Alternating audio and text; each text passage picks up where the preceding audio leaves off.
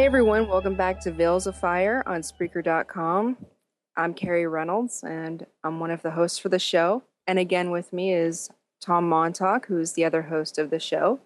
And tonight we're going to be discussing alien influences in our everyday lives.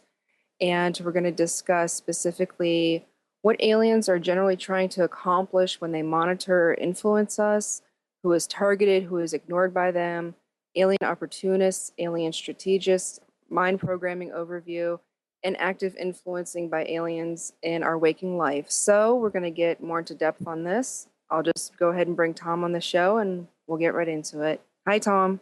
Hey, Karrie.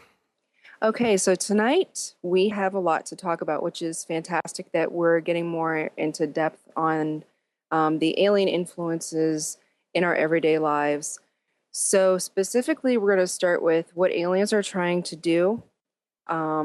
And that begins with monitoring whatever and whomever might be relevant to their agenda. So who do you think specifically they're monitoring? They tend to go for people that are naturally relevant to their agenda. Okay, so there's a lot of people in society who really aren't of interest to them. People that tend to be really immersed in the mainstream. People who might be into spirituality, but it doesn't really connect or intersect in any way with the alien agenda. So, it doesn't mean you have to be entirely immersed in the matrix, so to speak. You simply have to have interests that don't really impact the alien agenda one way or the other. And if you're one of those kinds of people, then lucky you, because you don't have to deal with any of this alien stuff. But there's certain kinds of people that they want to recruit, and there's other kinds of people that they want to destroy. So those are the two different kinds of people I want to talk about briefly, because it's important to realize that, just because you have aliens in your life, it doesn't mean that they necessarily want to destroy you. In some cases, they actually want to use you for their own purposes. And, we have to distinguish between that sometimes.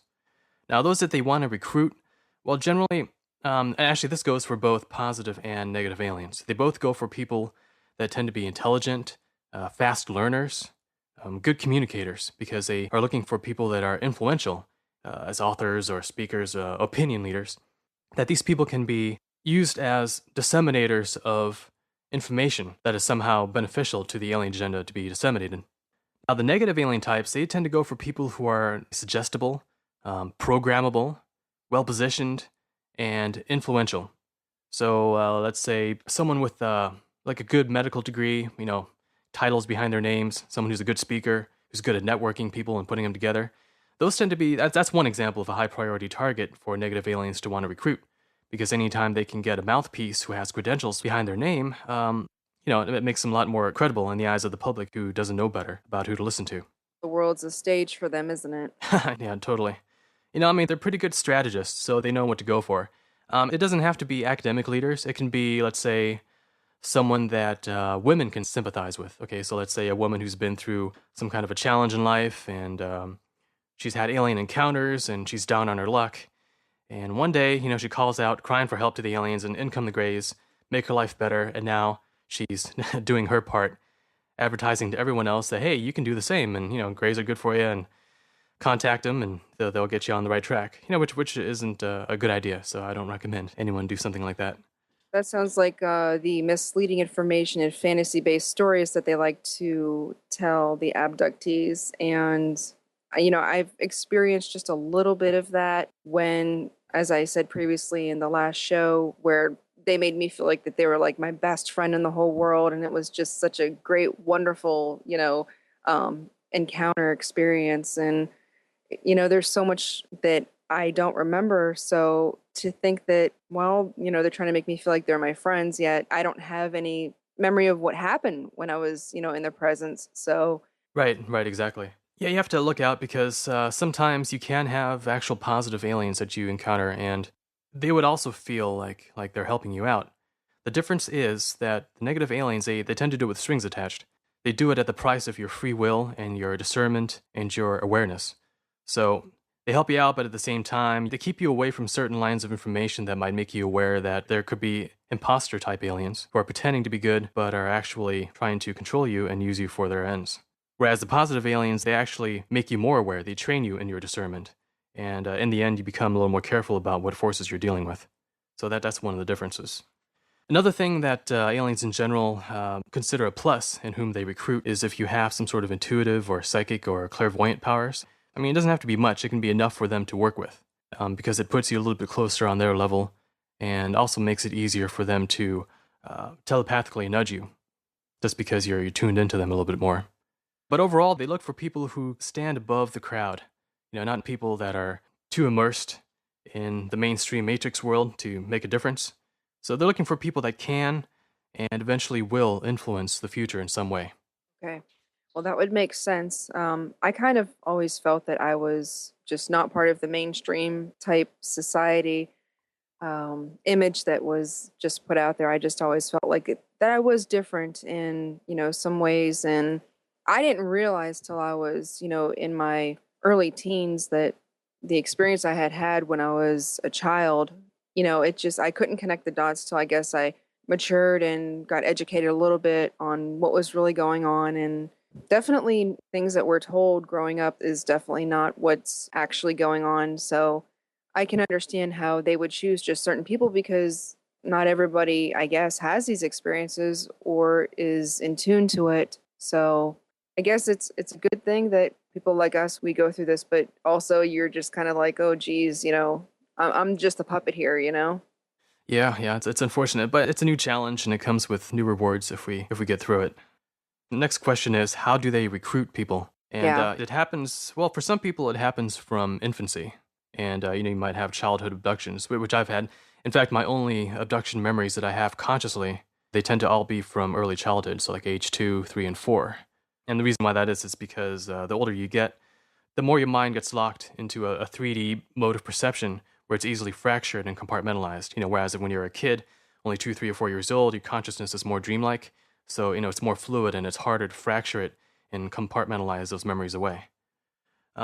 So yeah, they go for kids that are pretty young. And the next question is, well, how do they know what kids to even look for? And I think it's partly based on genetics. They can scan for who might be valuable to them. It's based on partly on genetics. So like, if your parent or your grandparent is an abductee, then naturally you'll be on their radar as well. But also, I've read some examples where they can fly over a population and scan for newborns, see if anyone's useful to them, based on a list of criteria, including intelligence, certain genetic qualities, how amenable they are to being psychically modified and enhanced. They go for people that are useful to them, and they can tell that at a very young age. Another thing that they do is they look for people who are in a suggestible phase of life and are potentially influential then. One example might be someone who's never ever had an alien experience, but let's say 20 years into their life, they have a real big crisis, and they call out to the universe asking for help. But specifically, in their minds, they're directing it towards aliens. Okay, maybe they heard something about Greys and how aliens are good, and so they call out to them, and that sends out a psychic ping to aliens, and they pick it up. And after that, you become a focus of their activities. Yeah, and also I found it interesting how they break up friendships, relationships, networks, and forms that are disturbing to their agenda, but also create friendships, relationships, networks, and forms that benefit their agenda. And I have felt several times in my life that I was not myself, either in a relationship or it had to do with something work related or something. And I honestly felt that I just wasn't myself. It wasn't a mood swing. It wasn't a character defect. I was just not myself.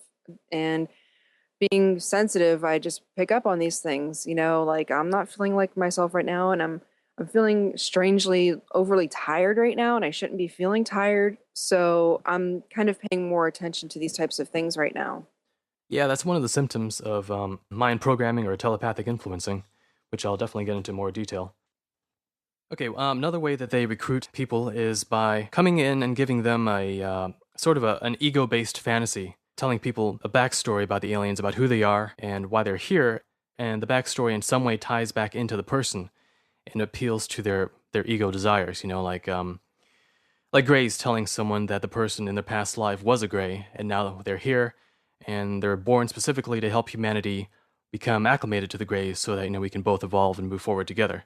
That's a pretty common deception line. So this whole messiah complex, you see that a lot in the contactee movement, where a person is chosen and they're kind of made into a ambassador or like a PR representative for their associated alien group. And, if the story gets out of hand, the person becomes extremely egomaniacal, and some of them even form cults around it. So that's when it gets out of hand. But I can There's a think lot, of yeah, there's a lot more people for whom, it never goes that far, and they're just kind of embedded within the population and act as marketers for their alien group. Yeah, that makes sense. I can definitely think of a few people that I could sort of identify with the sort of ego messiah complex thing that unfortunately the extraterrestrial experience for them kind of went in a negative direction. And I always, dealing with my own conflicting emotions about my own abductions is mine was never based on like, oh wow, I'm so special and they handpicked me. Mine was I was living in fear. I was like, oh my God, I'm gonna die. They're gonna take me away. I'm never gonna come back, and I have no power over them. Just coming into the house whenever they want. I was just living in constant fear of them for a very long time, and I think that kind of spawned them coming back, kind of like, hey, calm down, and I did have a very calming experience back in March of 2007. And it was a daytime abduction. It was like daylight in the room and everything. But I kind of needed that because I guess I came full circle and finally admitted that, yeah, this is real, this is happening. And then, the fear flooded in. And then having that experience kind of calmed me down a little bit. So, but I still get that fear every now and then. But I think I'm on like a spiritual path more than anything. And I think that that's what the good extraterrestrials want for us is for us to just to evolve spiritually. And it's hard for them to constantly be around because they know that a lot of us, who suffer from anxiety and fears and things like that, we're not going to handle it very well seeing them all the time. It's just our own primal fears, I guess. Yeah, so, do we have fear of what's happening to us? Or is it an unfounded fear? Fear based on the unknown? Sometimes we do fear subconsciously what happened during an abduction. That's why we have post-traumatic stress and so on. Because deep down we know that something is really off and we dread having to go through it again. But other times it is strictly a fear of the unknown. So it's one of those things we do have to distinguish between, but that only comes with experience and really poring over what we've gone through and kind of making a judgment call based on that. Yeah, that's basically what it was is the what ifs, the fear of the unknown. And sometimes, even though we don't want to, we have to kind of trust that things are going to work out and be okay. Yeah, I mean, one of the things that they want to do is, they want to induce you to want to have more abductions. I mean, you've mentioned that, haven't you? I personally don't want to have any more abductions anytime soon. I mean, it's not that I don't want to, meet these extraterrestrials. It's just that I don't trust them. I don't know who they are. I don't know where they're from. And, I try not to have that mindset that, oh, everything that's more intelligent or higher evolved than you is bad. But it's very hard to trust, beings that are smarter than us and that can trick us. And because I have been tricked by them before. I had the negative aliens come into the house. It was back in 2000, and I think it was like fall of 2007. It was after the spring experience. And they tried the glamour. They tried to make me see them as a relative in the family and not as their true self. And so when things like that happen, it just further validates me to feel very untrusting towards them.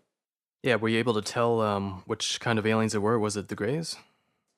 You know, I could see him.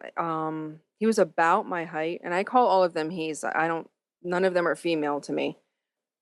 Well, that particular experience I had that was one of the times when I slept with like all the lights on in the house pretty much. And just long story short, I woke suddenly in the middle of the night and I looked at the doorway. It was cracked open a little bit and I could see him. I could see him looking through the door, but at the same time he was throwing that glamour up and he was trying to make me believe, this is going to sound silly, but he was trying to make me believe he was my mom. Hmm.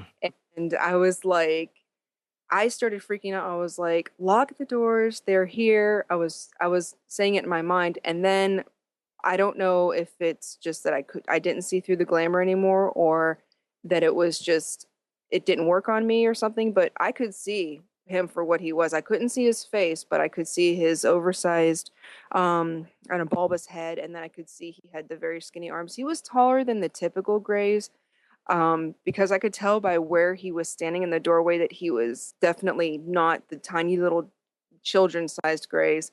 And he didn't even care that all the lights in the house were on. It didn't bother him at all. So there was more to the story than that, but yeah. So I immediately, when I knew he was trying to trick me into thinking that he was like someone that he wasn't, I felt, very fearful. And I remember getting up off the bed, and as soon as I stood up and I turned and I faced the doorway, well, I couldn't move after that. Wow. And then, yeah, he pushed the door open, and I couldn't see his face because I don't remember any of the faces of any of them, but I can see his arms. I can see his legs and his feet, and he was very, very, very skinny. And he had his skin was brown. I could see veins in his legs, and he tried the glamour thing again one more time in the doorway. He had me focus on his feet, and he tried to make me think he was wearing clown shoes. And by that time, I'm so angry. I'm so frustrated. I wasn't even afraid. I was ready to attack him. And I was like, "Are you kidding me? I'm not stupid. I can see you. I know what you are. I see you." And he tried to make me think that he had like clown shoes on, but yet it's hard to explain the glamour if you've never experienced it.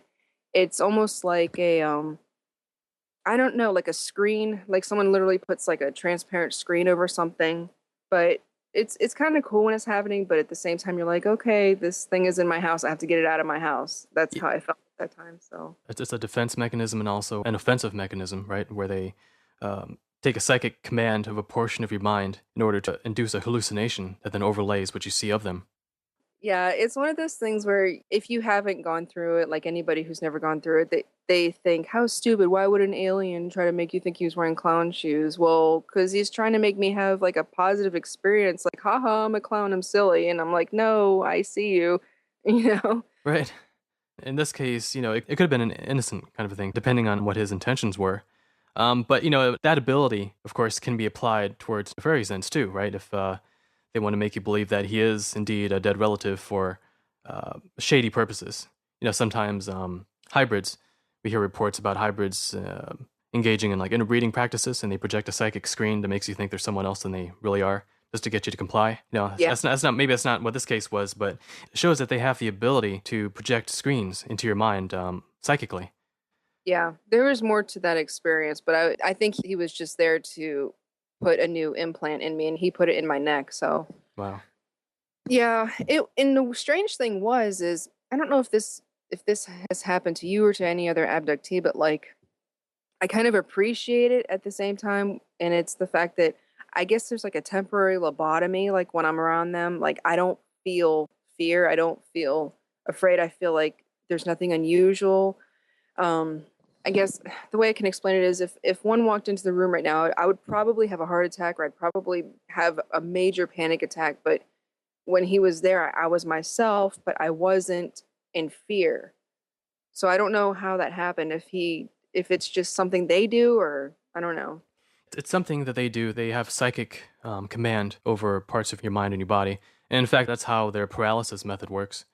They jack into the subtle energy body or the etheric body, and they can reroute signals and turn certain things off, creating effects anything from total paralysis to seeing things that aren't actually there, to seeing them differently than how they actually are, and also to manipulate your emotions, be it to induce a sense of calm, erasing all your fear.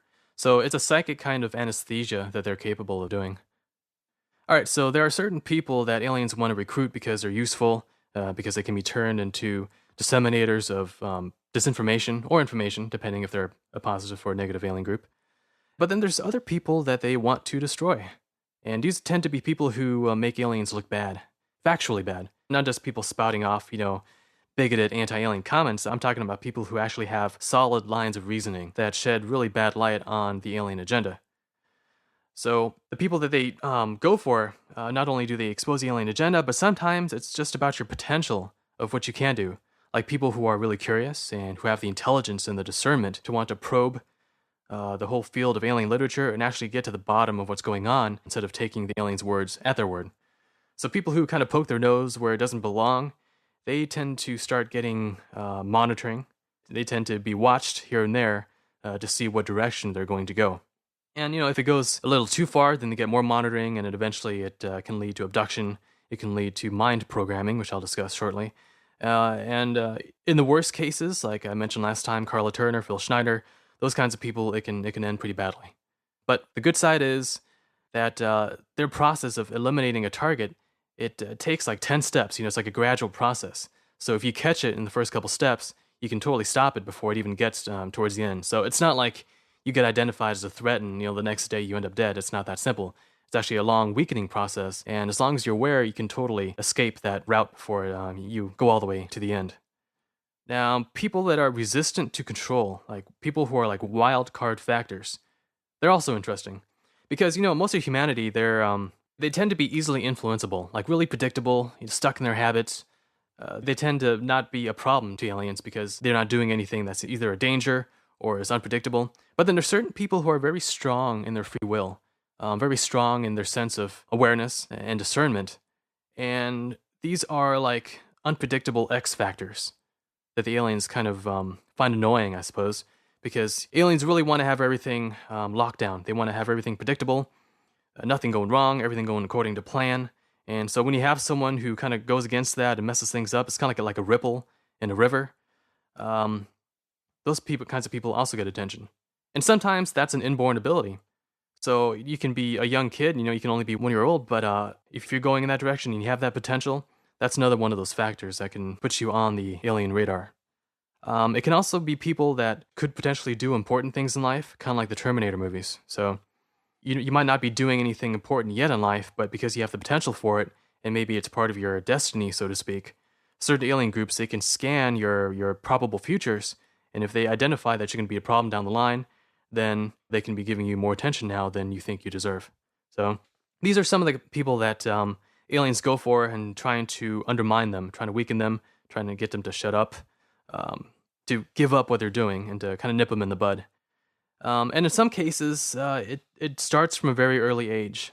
So certain childhood abductions, the ones that are not positive, a lot of times they are there to instill very, very deep forms of mind programming that the aliens hope will stick with the person their entire life and undermine what they are here to do. But these commands, these mind programming things, they can be found out if you do a lot of introspection and self-observation about your weaknesses, and they can be overcome. So the next question is, how do they go about destroying or undermining these people who are a threat to their agenda? Well, the main way they do it is they always try to be indirect. They always try to go for some sort of plausible deniability. That's why you don't see people just magically disappearing, once they're being identified as a threat. No, it happens a lot slower and more gradually. Mostly through, like I said, post-hypnotic mind programming, which I'll get into. Which is, that the goal of that is to induce self-destructive behaviors so that the person, by his or her own hand, eventually does themselves in. And, in this way, there's no footprint that the aliens were actually behind it. So that's one of the ways. Another way is the negative mind-reality feedback loop. And what that is, that's where a person becomes increasingly paranoid, and their paranoia, in turn, allows the manifestation of more phenomena, which then cause more paranoia, and eventually that sort of thing ends in schizophrenia or some sort of like suicide even. A really bad situation, and there's a lot more to speak about that as well. I was just going to make a quick comment talking about the alien agenda. It reminds me of Dr. Jacobs' work. He did a lot of hypnotic regression with abductee patients, and his belief, and it was based on plausible evidence through the hypnotic regression sessions, that the alien behavior was geared towards our reproductive systems, our reproductive organs, and things like that. And he went for many years, his whole life, writing books on that and doing lectures on that.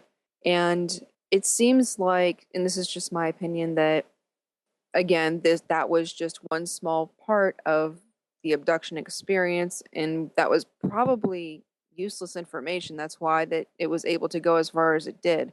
I've had other heard unusual stories of abductees where you'll hear things that you won't hear in the books and in the lectures of the main bigwigs of this field. And those are the things that I look at. I had family members of my own tell me their own experiences that I hadn't heard anywhere else. So there is information out there that probably is very valuable that's not getting into the books, that's not getting into the lectures of these leading authorities in this field. So that's the stuff that we need to go after.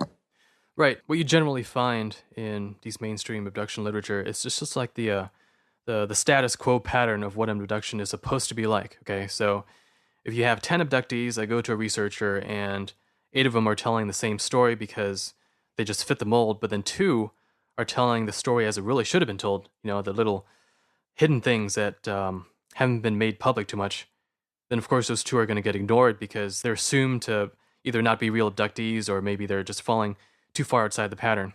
But yes, those are precisely the anomalies that we need to look at because they're the chinks in the armor of the alien agenda that we can see through the other side at what's actually going on. Yeah, that's exactly what I'm saying is we need to look at the information that's not out there right now with the alien agenda.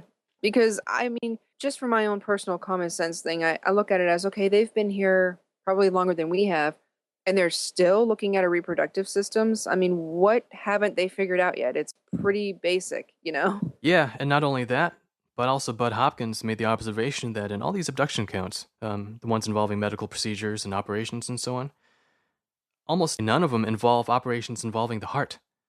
How can that be Right. possible? I mean, the heart is like the very thing that keeps us alive. And how is it that these aliens are so involved with the reproductive system and the neurological system, taking people's eyeballs out and putting them back in, crazy stuff like that? But not a single one of them ever talks about taking the heart out or doing an operation to the heart. And I find that very telling because it shows that it might not necessarily have a medical basis to what they're doing. Maybe it's that whole medical thing could be a screen for a deeper agenda. The screen memory, okay, this is what we did while, you were with us, and that's the explanation, but that's not really the main reason that they were there, is kind of how I feel about it. Right. Right. So, it depends what kind of alien group is behind it. Some of them are strict opportunists. Like, they're not there to do any real, like, medical procedures. They're not there to breed hybrids. They're not there to have some sort of a long-term agenda. They're strictly there to feed off the abductees' terror. Okay. So, some aliens are strategists. They have a really long-range plan. But then others, they're strictly there to to pick on an abductee and use them as a lab rat, so to speak. So, in their case, their abductions, there's not going to be any real inherent logic behind the sham part of it. The part involving, medical procedures, or we're here just to take skin scrapings. Oh, we got to detach your arm and put it back on for no reason whatsoever. It's a psychological ploy in order to belittle the abductee and traumatize them psychologically. But, that's not to say all abductions are that. It's only a certain proportion. And that then, I guess, gets into alien and demonic opportunists. In the alien abduction field, the literature, it seems like the aliens have a rhyme and reason to everything that they do. It's a scientific mission. They're here to observe us. They're here to have like a huge project creating hybrids. But there's a subsection of that really has no reason other than to run a person ragged, turn them into a psychological basket case. These aliens that are doing this, in a lot of cases, it tends to be the reptilian types, actually. It overlaps a lot with what's known in demonology about what demons do to people, in terms of picking certain people and attempting to possess them, creating paranoia in their lives, and creating that runaway feedback loop. So let's talk about this runaway feedback loop because, this is actually quite more common than people expect. I get about a handful of emails every couple of months from different people who have this problem. So if there is one major way that aliens influence us in our daily lives, it would be this. Okay, so this is one of the things we have to watch out for, and it's called the runaway mind-reality feedback loop. Now, it starts one of two ways. Either you're obsessing about the whole alien subject or the threat of demons or heck, even black helicopters or some weird thing like that. You start obsessing about it, and then sooner or later, you start noticing a phenomenon in your life that actually confirms it. So it could be some weird humanoid being walking past your window. It can be weird knocking or scratching noises that cannot be identified. It can be a helicopter hovering over your house for no reason whatsoever. It can be any sorts of these things that really get you worked up about, oh my God, my fears are finally coming true. All right, so it can start either with you obsessing something and then noticing the phenomenon, or in some cases, it can start with you noticing something weird and then going in an obsessive thought loop about it, about what it could mean. For example, in 2002, I had an encounter with a flesh-colored, 4-foot-tall, gray-like being that came up to the door of my Florida apartment, and it scared the hell out of me. Now, what I could have done is think about that constantly for the next several weeks and really get myself worked up into a real strong paranoia mood where such phenomena then would have started increasing more and more and more. So this feedback loop, starts one of two ways, but the end goal of it is to get you to mentally obsess more and more about this phenomena that's happening. And as a result of your obsession, these phenomena actually increase in severity. So, that's what the feedback loop is. You pay more attention to it, it becomes stronger, it makes a more impact on you, which causes you to then focus on it even more. So whether the emotion that you have behind it is one of dread or extreme curiosity or even love for whatever's happening. For instance, you could have a negative alien showing up in the sky, flying the ship overhead and beaming a brief message of love towards you. So now you think, okay, that has to be a good guy. It's got a good vibe. And you start calling out to him and thinking about them more and more. And so the next night you go out and you look up again and you see even more lights.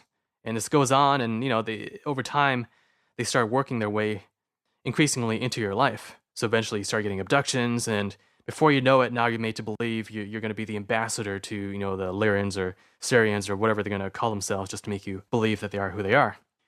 So that's another example of a feedback loop where you start thinking about them more and they become more real.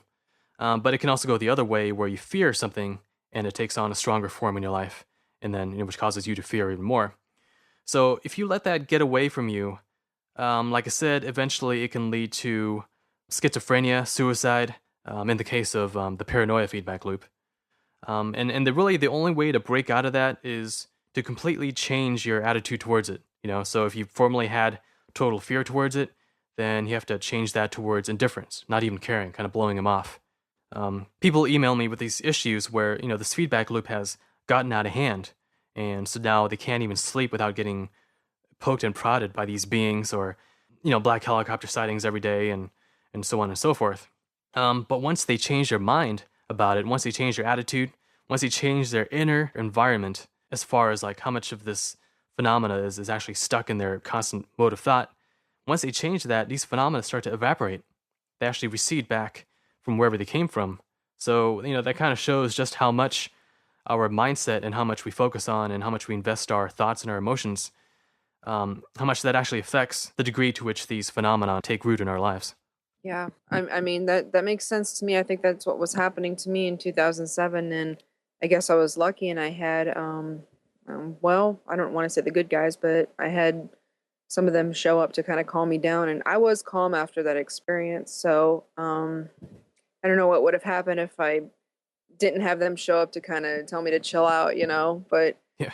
I guess that's what happens, when you get older and you start to mature and understand what's happening to you, that it is real and everything, that there is sort of like a grief process, I guess, that you go through. So at least I did. But I can understand what you're saying by you can really draw on a lot of negativity into your life if you're thinking about, oh my gosh, they're looking through my windows and I have black helicopters going over the house. Because, I mean, I know people that are stuck in that right now that think that there's black helicopters over their house every day and that they're being followed and, their phones are tapped. Yeah. I used to have phone conversations with various researchers. And during a lot of the phone calls, I had a lot of interference, like clicking noises on the phone, sudden bouts of static. There's really, really obvious signs of monitoring and harassment, right? And the expected thing for me to have done was to get really paranoid and to cut off my communication with them. That's like what people would typically do. They would think, oh my God, I'm being monitored. I have to be careful about what I'm saying. But eventually I did the opposite. I kind of blew it off and I started laughing at it. And I didn't take it seriously. And what happened was it went away. It totally stopped. It was completely a bluff. It was there to get me to take them more seriously than I actually should have. And by taking them seriously, I would have shot myself in the foot, which, was our goal all along. So, anytime we have these scary paranormal experiences that don't in themselves necessarily have a meaning, their bigger meaning might simply be to get us to pay more attention to them than we necessarily should, so that we engage in this feedback loop and drive ourselves towards, self-censorship, fear, just holding ourselves back in life. Okay, Yeah. so for anyone who has this feedback loop problem, and it can apply to a lot of things. It can apply to aliens. It can apply to uh, demonic beings. It can even apply to ghosts. Okay, if you have like a ghost infestation and they're growing stronger simply because you're thinking about them more and engaging them and so on. So for anyone who has that, the first thing that they should do is to ignore these what I call bait attempts. They're just bait at the end of a hook. It's a weird phenomena thrown in your path to get you to start thinking about it more and more. Okay, so ignore their bait attempts. Stop validating their existence. Just try to blot them out of your mind as much as possible. And actually, it's one of the only times I ever advocate ignorance. Ignorance is pretty bad. Unless you're ignoring something that is only real because you're paying attention to it. That's the only time you can ignore something and actually have it be a good thing. Funny enough. Yeah, for people that have it bad enough, as weird as it sounds, I actually recommend filling your mind and your life with something mundane. Okay, something not paranormal, just something totally matrix-oriented, just for a little while, just to get your mind off of it. And it could be movies, it can be comedy shows, some sort of a hobby, a sport, it doesn't matter. Just something to get your mind off the obsessive thought loops, involving aliens or whatever the object of your fear is. Or, even better, to create a new feedback loop, where instead of focusing on aliens and, ghosts and demons and so on, you focus on the divine, angelic forces, your spirit helpers, whatever you believe in as the utmost, highest, and good, and the most divine thing in the universe. And if you focus on them, if you turn your mind from believing that, the world is out to get you to a different mindset, which is, the world is actually out to help you, then what happens is you initiate a new feedback loop where that thing starts becoming more and more true. It starts manifesting more in your life, and it actually displaces the old negative feedback loop. Okay? So that's one of the good times where you can call in for divine protection and focus on it to the same degree that you previously focused on the negative stuff. So the more you focus on it, the more you energize it, the more it becomes drawn in, and eventually it displaces the old negative stuff, and you can really turn your life around that way. So, and besides that, another thing you can do is affirmations or autosuggestion. As corny as that sounds, it actually counter programs any sort of negative complexes that you have in your subconscious. And I'll get back into this when we discuss mind programming. But ultimately, if you take your attention off these phenomena that are strictly baits and bluffs, then they lose their power and they begin fading away. Thoughts become things, so think about good things. Yeah, you can think about good things without ignoring the fact, that these forces exist and how to deal with them. Actually, what it is, it's not so much that you're aware of them. What it is, it's your emotional investment in them. Whether be it fear, be it love or reverence towards them. It's the emotion behind it that energizes the whole entire process and creates the feedback loop. So, that's why I advocate being positive, but also staying aware. Because you want to be aware of the dangers, but you don't want to become emotionally off balance by the types of dangers that you're aware of. Yeah, I agree totally. Like I said, I've been in situations like that before where I've let myself get hysterical over it, and you got to kind of just take the reins back in your own life and just like you said, you got to start doing normal everyday things and take a break from it and do other things, and it does work. It does work. It works to the degree that it kind of gets it out of your daily waking life. Okay. Now, if you're actually dealing with alien strategists who have a bigger agenda in play, then by ignoring their daily phenomena that they throw in front of you, it gets them to back off from your conscious life. But then all they do is they recede into the background, and that's when you have to start dealing with covert influencing and covert abductions and so on. Right. Yeah. And that's the thing is that, we want to be as educated and informed on how to deal with situations like this as possible. So it's really good that, we're doing the show and we're talking about these things. I only wish that there was something like this, back in the 1990s when the internet was just coming about, and it was, the only literature that we had was the books in the library, and we didn't have too many websites to go to then in the 1990s till it took off. Right, yeah, we're really fortunate nowadays. I wish I had had some of this information, back when I got started on this. I got interested in this whole Matrix and alien conspiracy stuff really deeply right around 2000, 2001. And because I didn't know about this whole runaway feedback loop thing, it happened to me. And it culminated, like I said, in that alien showing up at my door in Florida, literally trying to bust it down. But it was so obvious that in the end, I just sort of had to laugh at it because it didn't amount to anything. And, if they really wanted to come and get me, they would have. So it was strictly there just to shake me up. And because it was so obvious, that's why I stopped taking it seriously and eventually lost all my fear of it. And ever since then, nothing like that has really ever happened again. Well, that's good. I don't know what I would do if that happened to me. Right.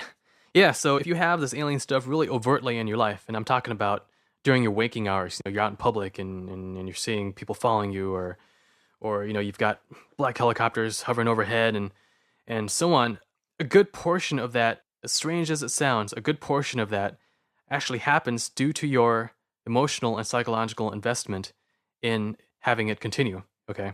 Either because you fear it or you like it or it feeds your ego identity in some way.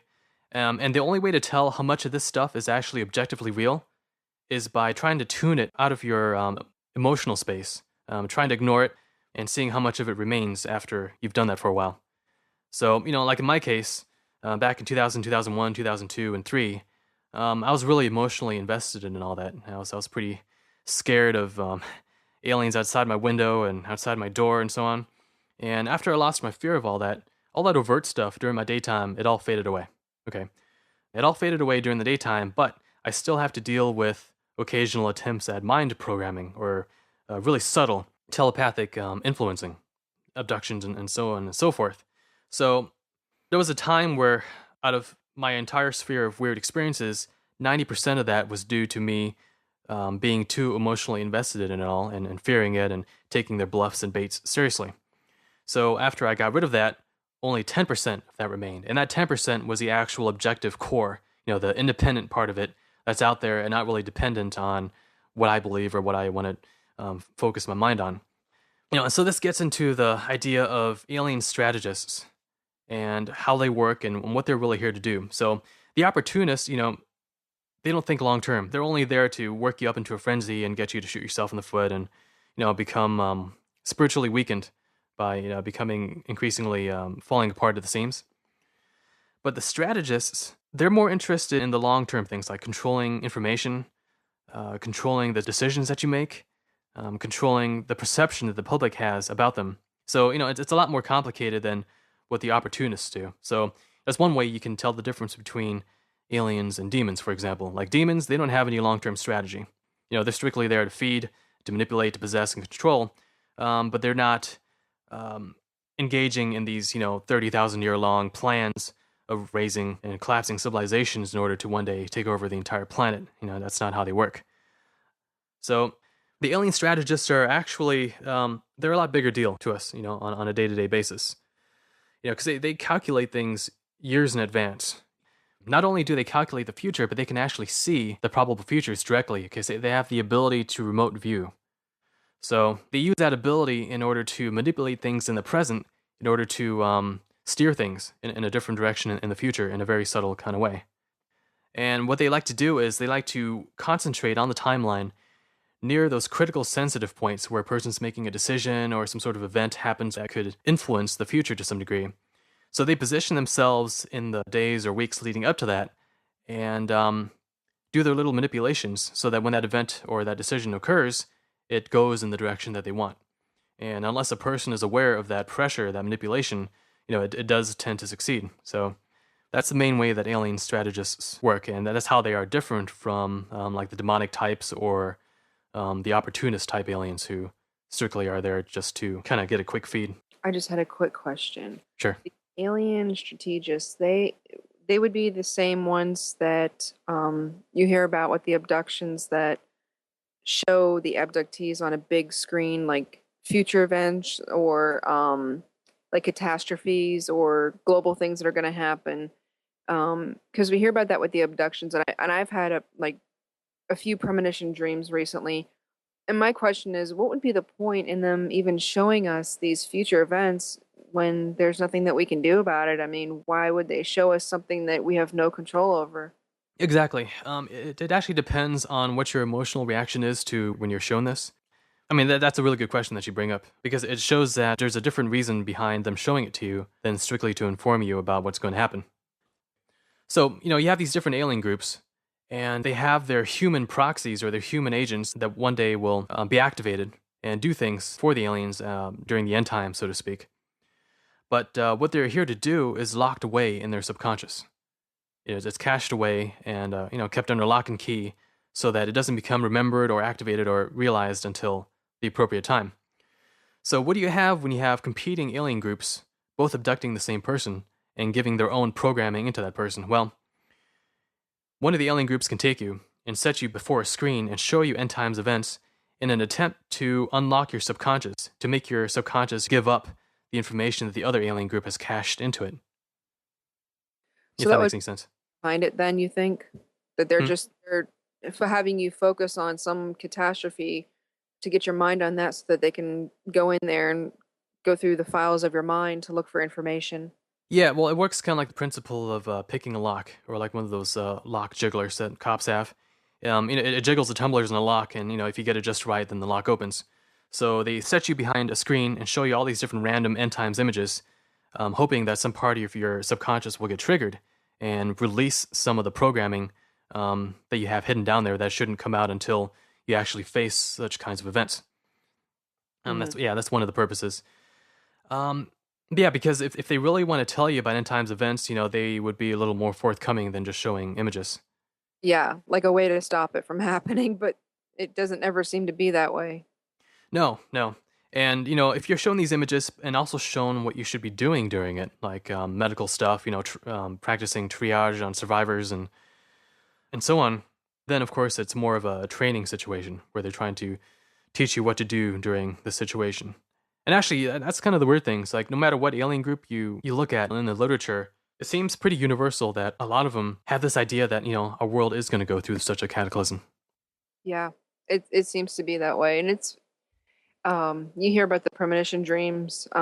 People call them visions. Some people call them premonition dreams, and it goes back many years, and I think that a lot of them get overlooked because they get confused in while some of them probably are from what we would consider to be angels or angelic or divine intervention.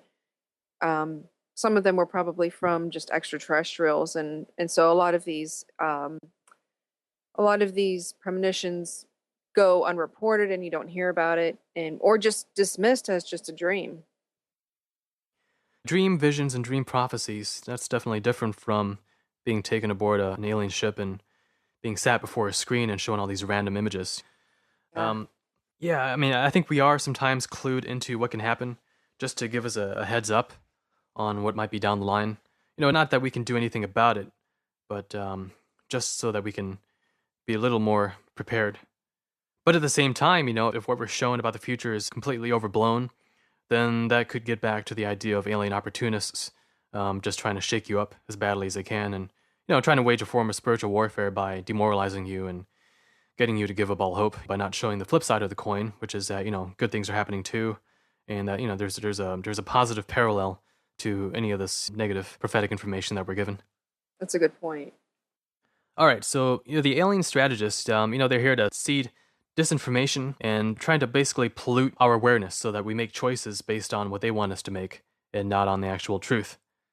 And one of the things that they like to do, more so than the opportunists, is abduction and mind programming. And these are pretty important because, abductions, like I said, it's not just about breeding hybrids or studying us scientifically.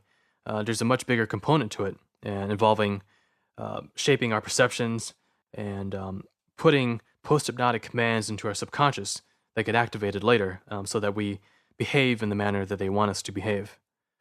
Okay, so abductions. Who's doing them? Well, you have aliens, you have Black Ops military, and alien-human hybrid projects. And actually, a lot of these bleed over into each other, so you can have joint alien military abduction projects. You can have Black Ops working with alien hybrids and, hybrids working with aliens. So all these three things, they bleed over into each other. And, you can have some abductions that are more alien and others that are a little more military. But they all bleed into each other. So one of the ways that the alien strategic stuff differs from, let's say, like demonic opportunists, is that the alien stuff, it involves a lot of technology. Being levitated out through a blue tractor beam from your bedroom, or being teleported, or having a portal open in your bedroom, that kind of thing. The aliens, they tend to use the blue tractor beam method a bit more because they have their ships parked right outside and they can levitate you out through your window. Whereas the military abductions, they tend to use the portal method more, and that's where a portal actually opens up in your bedroom and you kind of get levitated or taken out through that. So there's some outdated information out there about military abductions happening through trucks or being taken out by helicopter, but no, that's not at all what goes on. And if there are any abductions that use trucks and helicopters, I mean, that's like the most lowest part of the whole military abduction thing. I mean, there's factions that are way more advanced than that, and they have teleportation and portal technology that they use.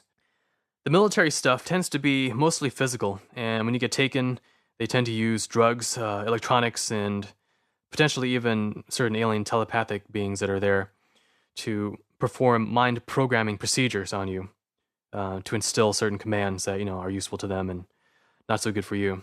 Whereas the aliens, they not only engage in physical abductions, but they also do soul abductions. That's where your body stays behind, and they induce a form of OBE, or astral projection, and they take just the soul component, and they take that up to their ethereal dimension, and they can do certain procedures on that, including installing certain non-physical implants or doing any sort of like telepathic mind programming and so on. You also have the military abduction program, which is involved in various things, including mind control, using people as psychic antennas that are arrayed together to create like a one giant remote viewing antenna. You hear about military remote viewing programs, right? Mm-hmm, yeah. Yeah, and it involves taking a person who's already in the military and training them in the procedures of remote viewing. Well, that stuff is outdated. I don't know if they're still using that at all, but it's a lot easier to scan the entire population of the country, pick out people who are naturally psychic, and then begin doing military abductions on them and creating like a back door in their mind, so that one day when they're sleeping in their beds, they're having a dream, whatever. You can jack into that either electronically through an implant or some sort of like a electromagnetic voice to skull transmission. You can tap into that and access their mind to use them for remote viewing purposes. Okay, so if you can take one abductee here, you can take one there. You can have a whole network of, let's say, 100 psychic abductees who are all military abductees, and you can tap into all of them and gang them together and create kind of like a large array of, like I said, psychic antennas or satellite dishes to remote view or gather intelligence on certain things. So that's one of the things that military abductions seem to be involved in, which isn't really too commonly known. Them as an antenna while they sleep, then? Is that what it is? Yeah. So, and if a person wakes up to it happening while it's happening, they might have a dream, they're being given coordinates to remote view, or there's certain things that they're tapping into, which then is being fed back through the psychic uplink, back to the central psychotronic computer, I guess you could call it, that interfaces all these abductees together. And that's a lot more powerful than the old method of taking like a team of 5 remote viewers and giving them pencils and pieces of paper to sketch on. That stuff is Yeah. It's not what's going on anymore.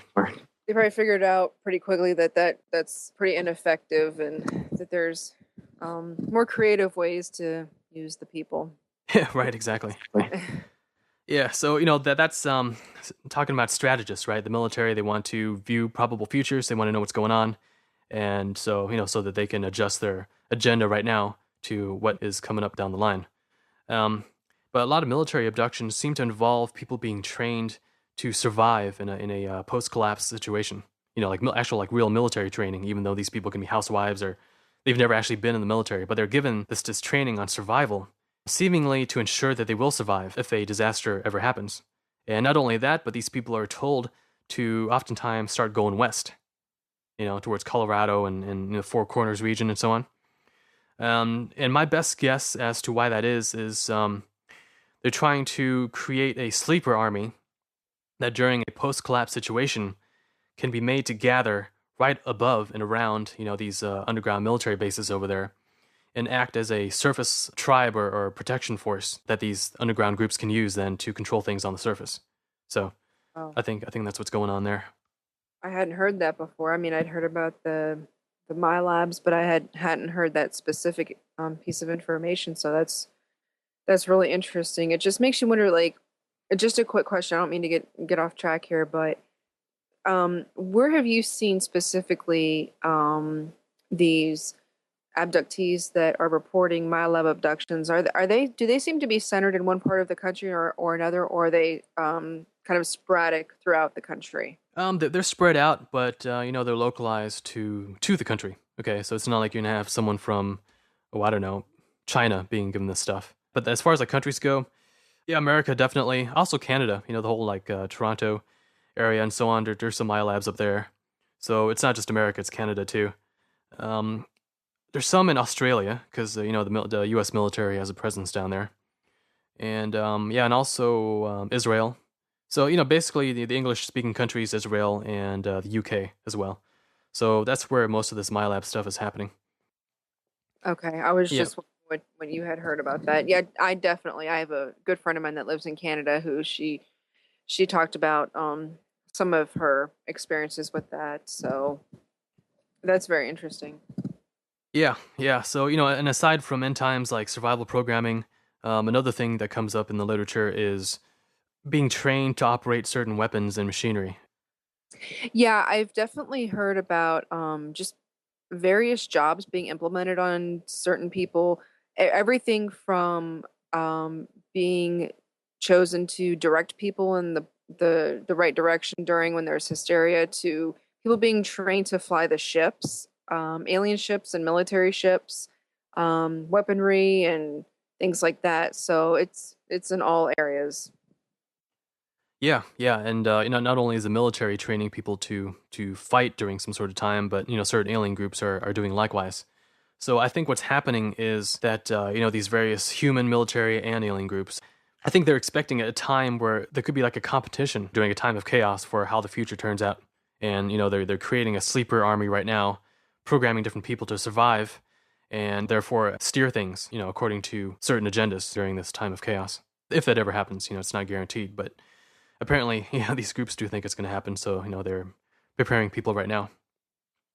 I'm just wondering how certain they can be that it's going to work. All this mind programming that's being implemented, how confident they are that it's actually going to work when they need it to or want it to, and how effective it will be. I'm just wondering what proof, if any, is you try to wake somebody up and out of the post hypnotic trance or whatever you want to call it, the mind control that has been placed into someone when they try to, I don't know, activate them, how effective that it's actually going to be. Yeah, well, one thing that the military abductors do is they start off with a really huge candidate base. And, they take each person and they put them through various tests. So that by the end, you might only have, let's say, 1,000 people out of 100,000 that actually made the grade. And then they're the ones then who are invested with, even further programming and skills. And they're the ones that can be activated very reliably during the situation. And I think like some of them are sometimes given test runs. So a lot of times you hear about school shootings like Columbine, for instance. Oh, You know, yeah. yeah, some of those could be test activations of certain sleeper agents just to see how far they'll go. Yeah, I always wondered that when you hear about these certain stories in the media that you'll hear people say, "Oh, we've never known that person to even act like that or behave like that. We can't believe that that happened." And you just have to wonder those situations where people allegedly just snapped or whatever and behaved in this way. And these are probably some of the my labs, like you said, that are just they're testing them. Yeah, yeah. So like I said, you start off with a huge base, and then you train them all of them, and then certain ones go on to the next stage. And when they pass certain tests, they go on to the next stage. And by the end, then therefore you have this pool of highly reliable, highly programmed, highly activatable people that they can count on when the time comes. Yeah, I was just saying organic robots is basically what they're trying to turn us into. Yeah, yeah, definitely. All right, so some people might be wondering, how do you know that an abduction is about to happen? In this case, let's talk about alien abductions because their methods are slightly different from the military stuff. They tend to tune in beforehand. So before you go to bed, they already want to tune in to see what your mindset is, how ready you are, um, when you're going to go to sleep, and so on. And so they will monitor ahead of time before their abduction is implemented. And one of the signs of monitoring, among other things, is getting an ear ringing or an ear tone. And what that is, it sounds like it's like tinnitus, and it uses the same method as tinnitus. But whereas tinnitus is kind of like a car indicator light that's always on and doesn't it's broken. It doesn't tell you what's actually going on with the engine. An ear ringing is kind of like the same indicator light functioning properly. So you get this like tone in your ear, your left ear or your right ear, or in rare instances both. And it's intermittent. It only happens, every once in a while. And when it does happen, it happens in a meaningful way. So actually, I have a file here that I'll play for you, and this is what an ear ringing might typically sound like. So let's listen to that here.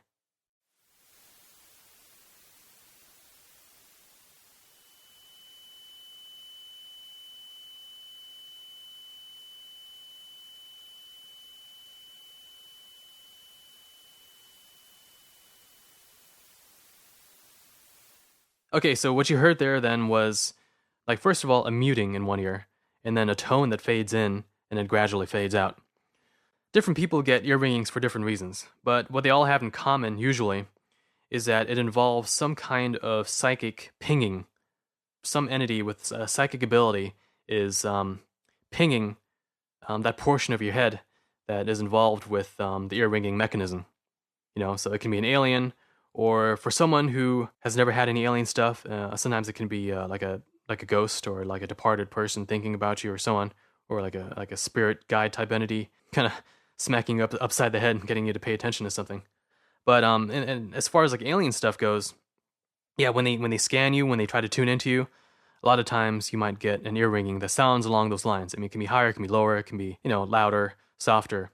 But interestingly, some people actually never have had an ear ringing before, and I've tried to pay attention to what is it about them that would correlate with that.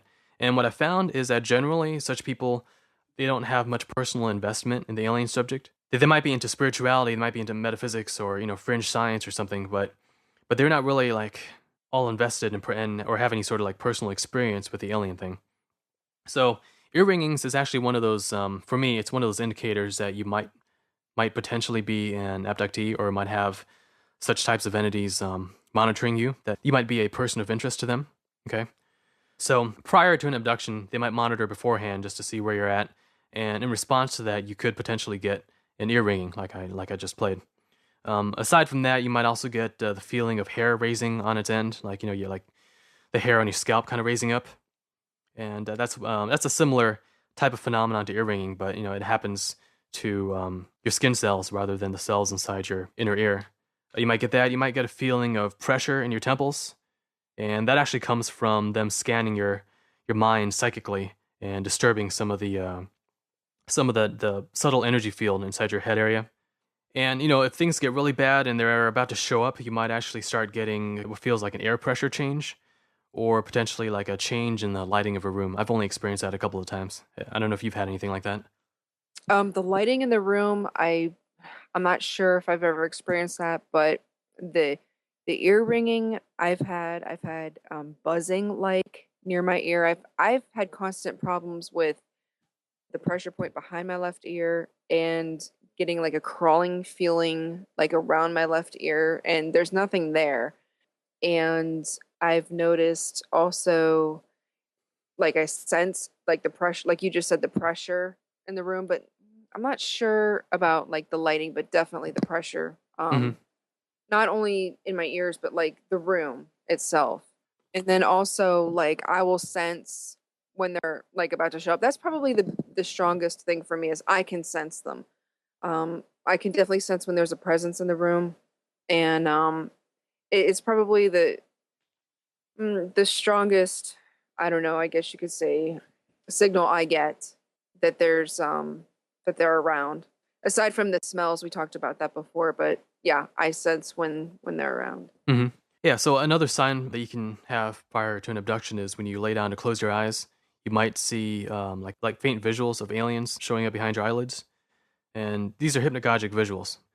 So you're lying there and you have your eyes closed, and all of a sudden you get the image of like a gray face popping into your vision, and it doesn't have to be totally clear, but it starts fading in, and you can't really get rid of it. And all that is, it's your subconscious picking up on their psychic signature and creating like a mental half dreamlike image of it behind your closed eyelids. So if you get that, that's another indicator. At least for me, it is. And actually, some people, they get hypnagogic visuals of ghoul faces or demonic faces.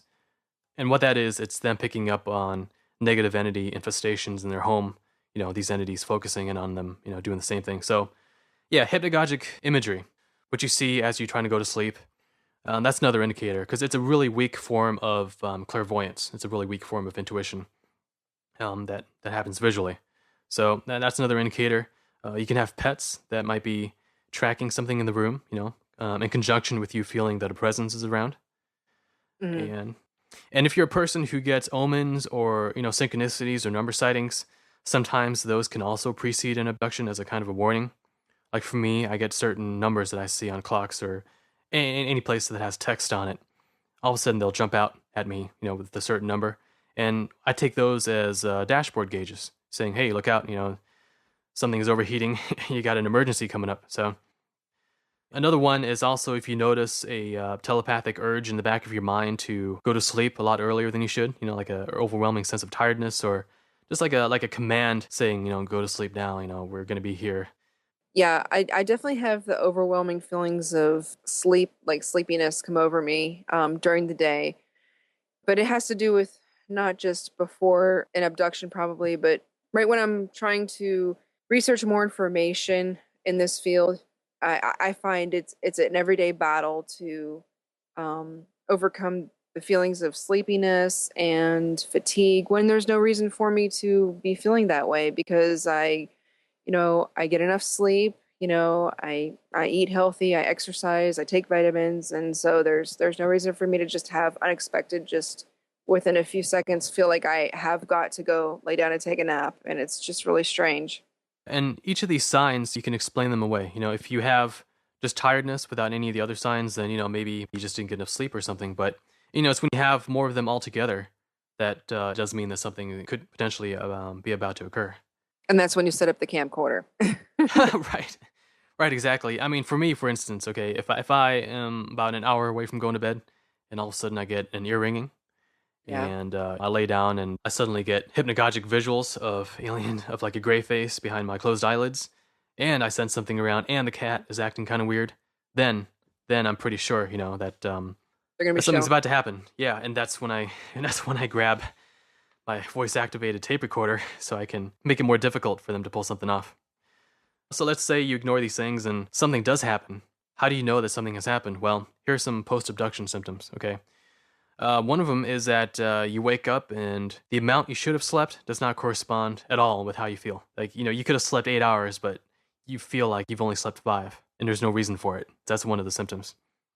Another is that you've had like dream fragments involving aliens or some sort of like an abduction scenario. See, here's the thing.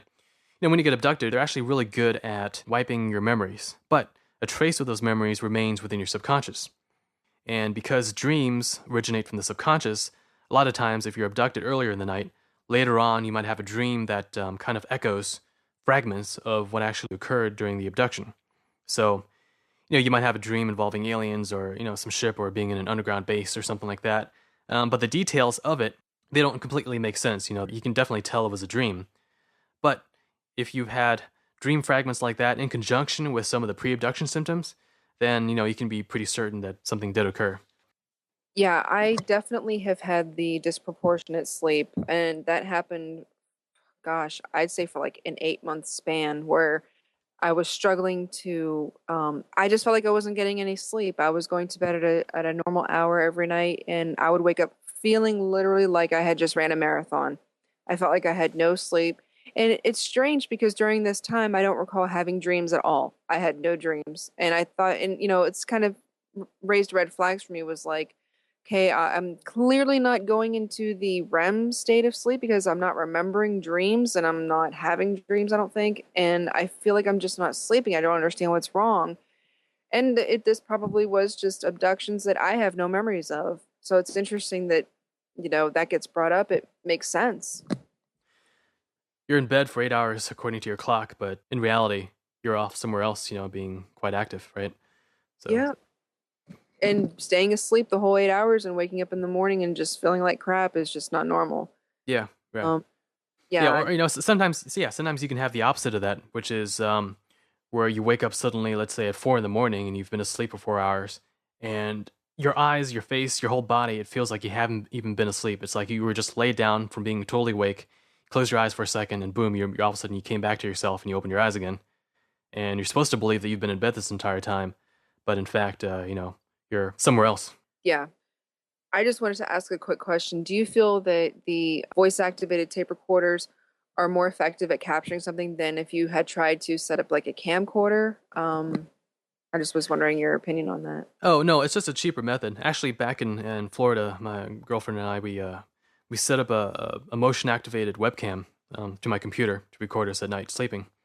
And funny enough, that same night the power went out 6 times in a row, like every 30 minutes or an hour or so.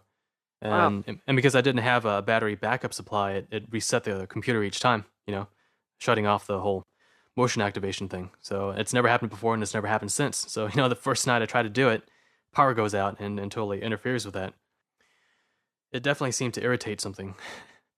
Yeah, because I've tried that before. I've tried setting up the camcorder and it ran the whole night for the whole 8 hours or so that I was asleep. And it stayed on, but I guess it's kind of just wasting my time because I didn't film anything. And it's one of those things where you're like, well, they know that the camera's set up. So, I mean, if they want to be caught on film, they will be, but chances are you're not gonna catch them on film. Yeah, funny enough, ever since using my tape recorder, it's a digital recorder now, but ever since using it, the only nights where I noticed other pre-abduction and post-abduction signs, they happen to be the same nights that the battery on my recorder goes dead, just because I forgot to change it or I thought, it had more juice than it actually did. Hmm. And coincidentally, it matched up with nights where I've had all the other abduction symptoms as well. So that tells me that even though they have advanced technology and you would presume that they could easily defeat these recorder techniques, it seems to pose a slight obstacle to them. Maybe they don't want to take the risk, and therefore they seem to wait until the batteries go dead, or they make the batteries go dead for all I know. Yeah. Or they just induce the mind control behavior modification. The one Halloween, we had like a really, really good UFO sighting, and it was like the whole neighborhood was out. And that's a whole nother story I won't get into, but the reason I'm bringing it up is I had charged the camcorder, left it on the charger, and thought, well, we'll only be out for a few minutes. I don't need to bring it. And the one time I don't bring it, it would have been probably the best sighting I had ever filmed. And it's one of those things where you can't think about it because it'll just drive you crazy that I Right. believe I didn't bring that with me. And it was very frustrating. Yeah, they can either induce you to forget about bringing it, or they can also see probable futures, and they know when you're not going to, or they know that you haven't brought it, and then that's when Yeah, they do their thing. manage, unfortunately. Yeah, and people wonder like, well, gee, if you're being abducted and aliens are real and so on, why isn't there more evidence of it? Well, for aliens that are outside of time who can see the future, they're not going to let themselves be caught. Yeah, they have that advantage over us. They can see a little bit further down the road than we can, and of course we're creatures of habit, so we have behaviors that we do every day. So they kind of can say, okay, well, for the last 5 years, this person has done this, this, this, and this. It's kind of, they're not going to deviate from their behavior all too much. So we're kind of helping them in a way because we're very predictable. Exactly, and it's when you're unpredictable that glitches start showing up. For instance, back in 2002 and 2003, I had a lot of alien activity going on in my life, and one day in 2003, I decided, hey, I'm gonna get a tape recorder. I'm gonna see if I can capture some of this stuff. And it was actually quite unusual for me to even think of doing it and trying it. And oddly enough, the first night I used it, I captured some really weird clicks on it. So actually, I have that file, so I'll play that for you now. And what it is, it's a couple seconds of clicking from this tape recorder that I captured, followed by a noise-reduced version of the same. And then followed by 2 instances of something that an abductee sent me a couple weeks ago that he captured on his digital recorder, which matches very closely what I recorded back in 2003. So I'll play that for you now.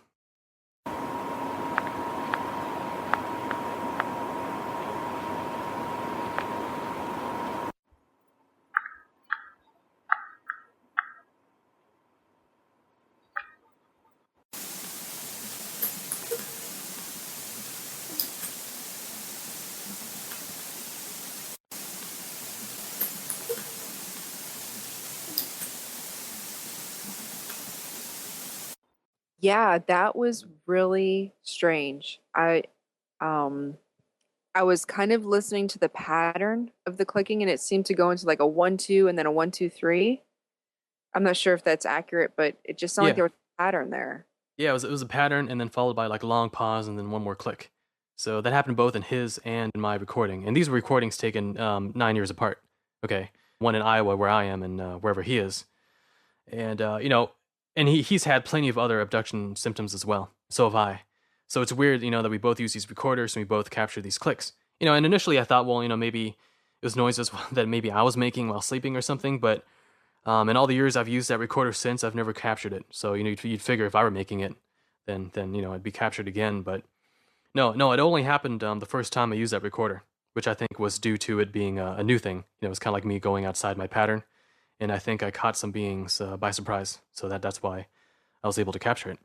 So do you think that was like them talking, or do you think that was something they were doing, or Yeah, I'm not really sure, but as far as like what alien it was, if I had to take a guess, I would probably say one of the praying mantis type aliens, because I found an article on the net by a guy named Jim G, last name abbreviated to G.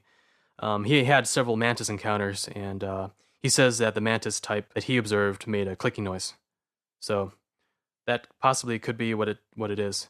And actually, I mean, the praying mantis types, I from everything that I can tell, they're the ones that are highly involved in like timeline engineering, watching probable futures and trying to nip certain things in the bud, and also consciousness engineering, which is where mind programming comes in. So, if I had to take a guess what these clicking noises were, I think it might have been a praying mantis alien talking, or making a noise that accompanies some sort of like a psychic signal that it's producing. how did you feel after like you realized you had captured some audio? I mean, how did it make you feel? Did you believe it at first that it was probably an extraterrestrial, and how'd you feel about that? Well, back then, it was 2003. That's after I had sort of overcome my fear of this kind of stuff, and after it started fading away from my waking life. Yeah, so that's why I bought the recorder, because I noticed after getting rid of it from my waking everyday life, it sort of receded to the nighttime abduction stuff. So that's why I got the recorder, to see if I can capture any of it. But how did it make me feel? Well, I was glad that it happened. Like my Hmm. mindset is more strategic, it's like, oh, good, now I've got something that I can show others. But no, by that point, I wasn't really scared anymore. I find it more interesting and useful from a strategic standpoint than being scared by it. But I guess it is kind of creepy listening to it. Yeah, and I can see where you mean that, like, you were glad, because I know for me, I would be afraid at first, but then I'd be like, okay, so it is possible to capture some evidence of them, and and going back to what we were just talking about, maybe it is the fact that we have to deviate from our normal routine in order to get this solid proof, because we're too predictable, and that's probably our biggest downfall. Is we're so predictable to them that they could probably map out the next 5 6 months of our life, and we would probably be dead on with everything that they predicted for us. Oh yeah, totally. Yeah, I mean they can predict your future as long as you're not aware of certain things. Okay. Like for instance, if they see something coming up in your next couple of days, like some important decision, or let's say some stressful situation where you can react one way or another, and one way is useful to them and the other way is not useful to them. Um, let's say that they begin monitoring you, right, to see what you're going to do during the situation, and therefore you get an ear ringing. If you don't know what an ear ringing means, then it'll happen, and it'll come and go, and nothing will change as far as the future is concerned. But in my case, if I get an ear ringing and all of a sudden my mind perks up and I realize, wait a minute, if they're monitoring me, it must be for a reason. Maybe something is coming up. It might not necessarily be an abduction. It could be like a radio show like this, or some idea I get for an article, or maybe someone I correspond with online who might pass me certain very useful information, or vice versa. I might be helping them out. Um, but if I get an ear ringing and I realize what it potentially could be for, and then I start looking at other indicators of what might be coming up, now suddenly I'm aware of what they might be aware of. And that completely changes everything. Because once you're aware of the future, now you can change the future away from how it would have gone otherwise. So that's one of the ways to be unpredictable, and that is to be aware of your choices and what the future might hold. Because then you're no longer strictly a creature of habit acting out of the past. Now you're actually acting a little more intelligently, and the decisions that you make are not based strictly on your habitual programming, but Right. on inside information you have about what could be coming up. Yeah. And that's what I try to do as well is I try to deviate from the routine and, change up the routine a little bit. But altogether, like I said, we are creatures of habit. All right, so we were talking about tape recorders, trying to catch evidence of what they're doing. And like I said, I tried to set up the webcam one time, but the power went out 6 times that night. So that didn't work. Luckily, nowadays, we have trail cams. There are these little cameras that put out in the woods and, they're motion activated and they catch these pictures of deer and or whatever. You can get them on Amazon for like $130, I guess.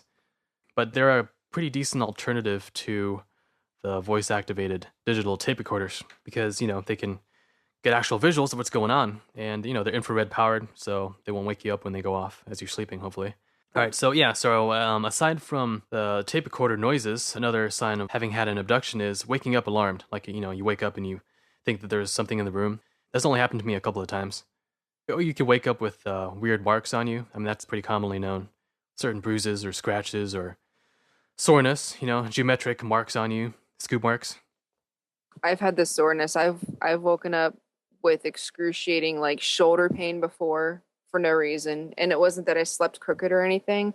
It literally felt like I had been in a fist fight the night before. It felt that bad.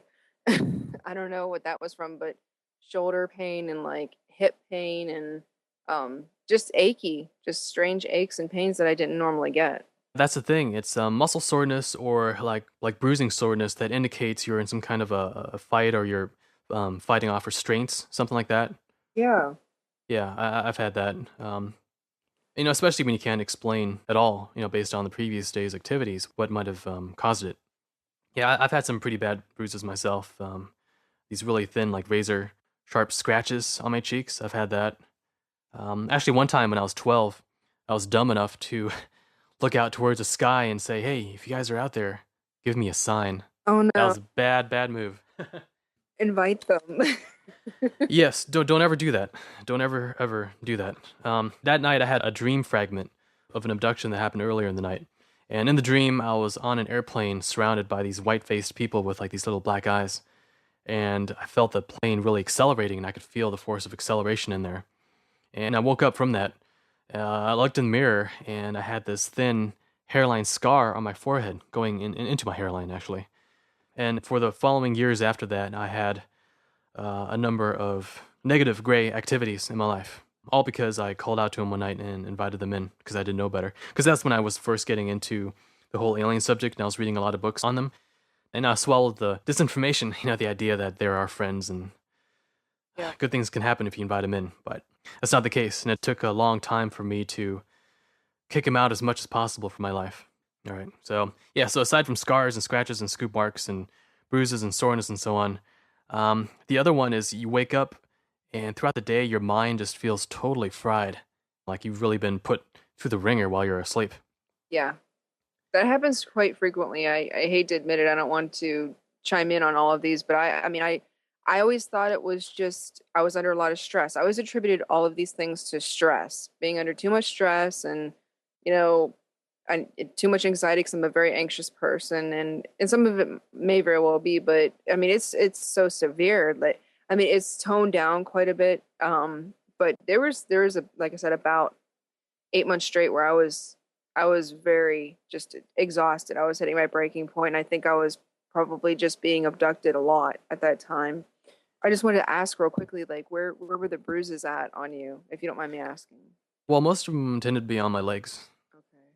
I was just Yeah. Yeah, but the scar stuff, the one I have is on my forehead.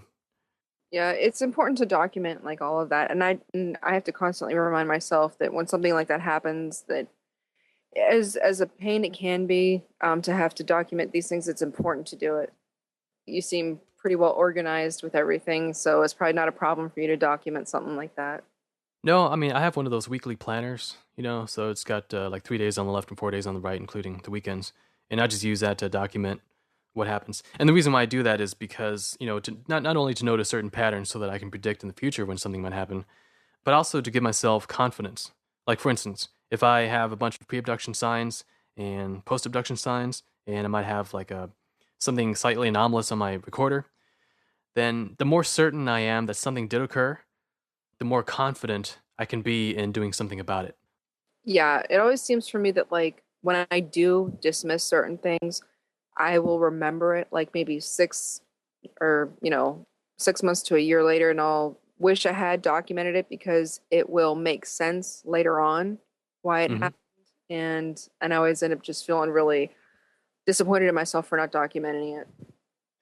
So yeah, definitely document the stuff if you can, up to the point where you figure out what the patterns are, and then after that, documenting can get kind of redundant. But yeah, Right. for a while, if you're first starting out and you're trying to make sense of what's happening to you, yeah, definitely do log the time, what happened, and so on, and you'll start noticing patterns. Like you might notice certain times of the month that you tend to get abductions, whereas other times you don't, or times of the year, for instance.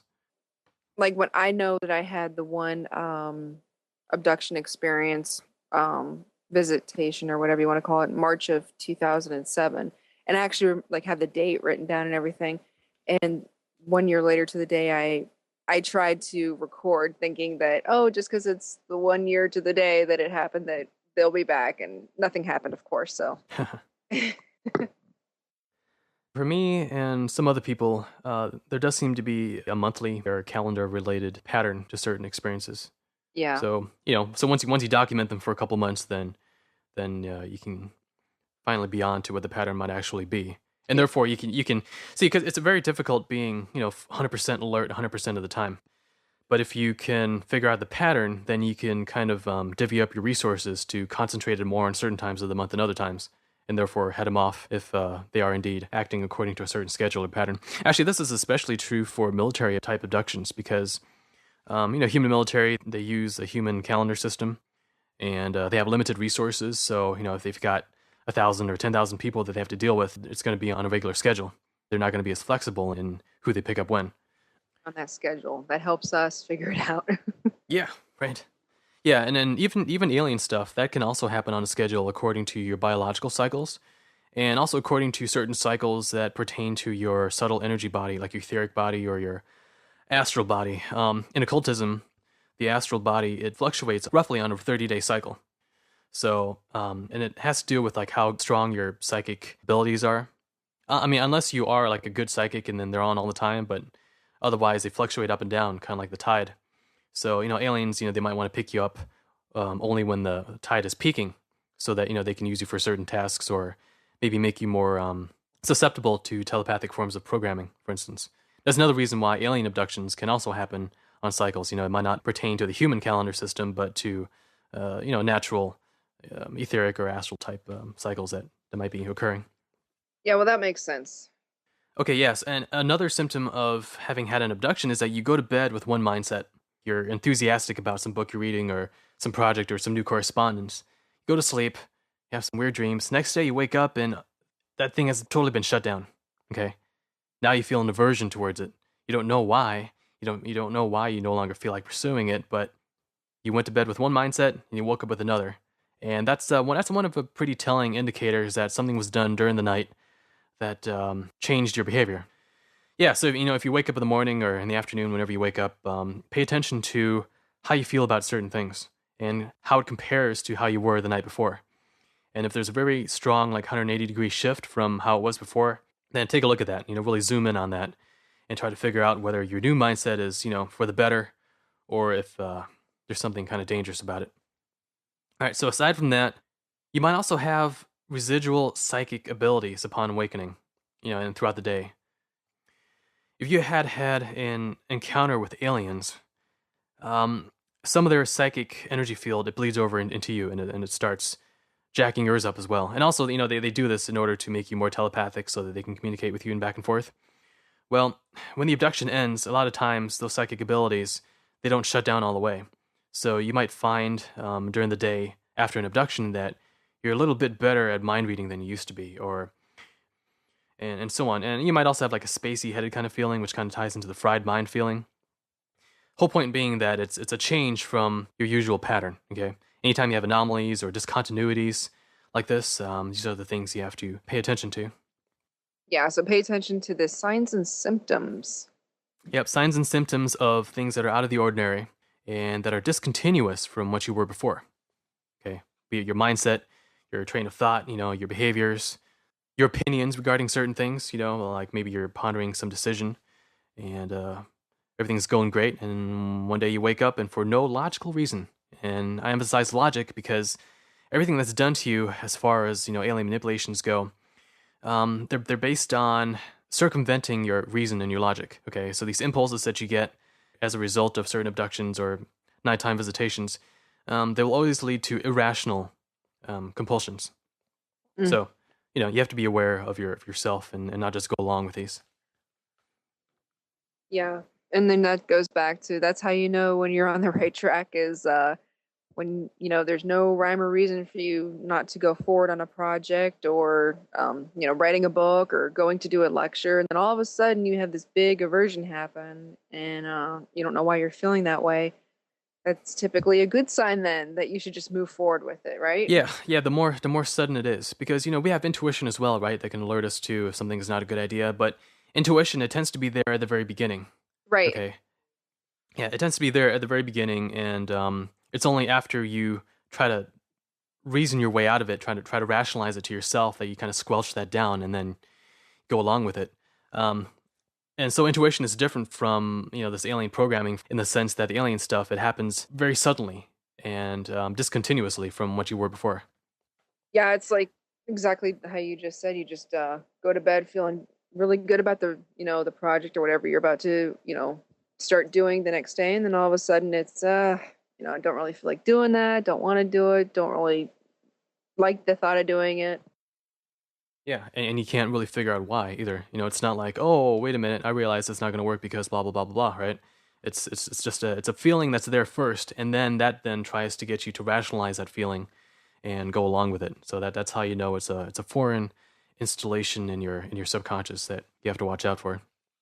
These are like the post-abduction signs, and if you get enough of the pre-abduction signs, there's only a couple things you can really do to try to prevent an abduction from happening. One of them, of course, is obviously staying up if you can.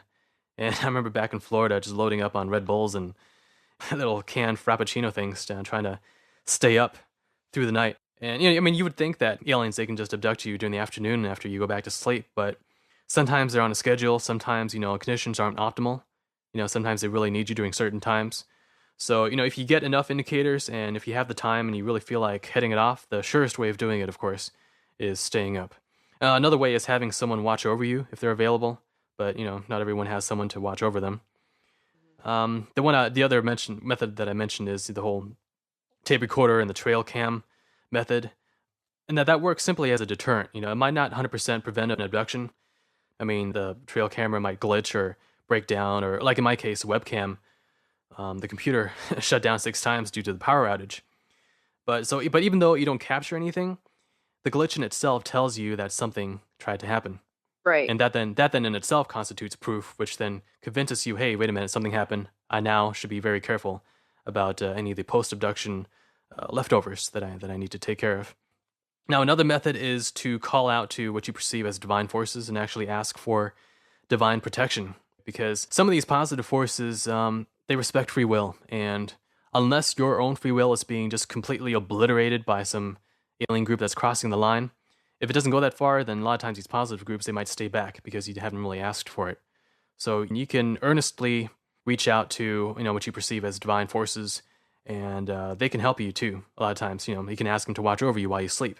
And the whole key to doing that is to pull up within yourself a sense of security, okay? Because that counters the fear, which makes you weak and in fact actually draws in some of these alien types, especially the opportunists, if you have that going on. Some people, funny enough, they try to tie themselves to the bed. I don't know if you've ever tried that.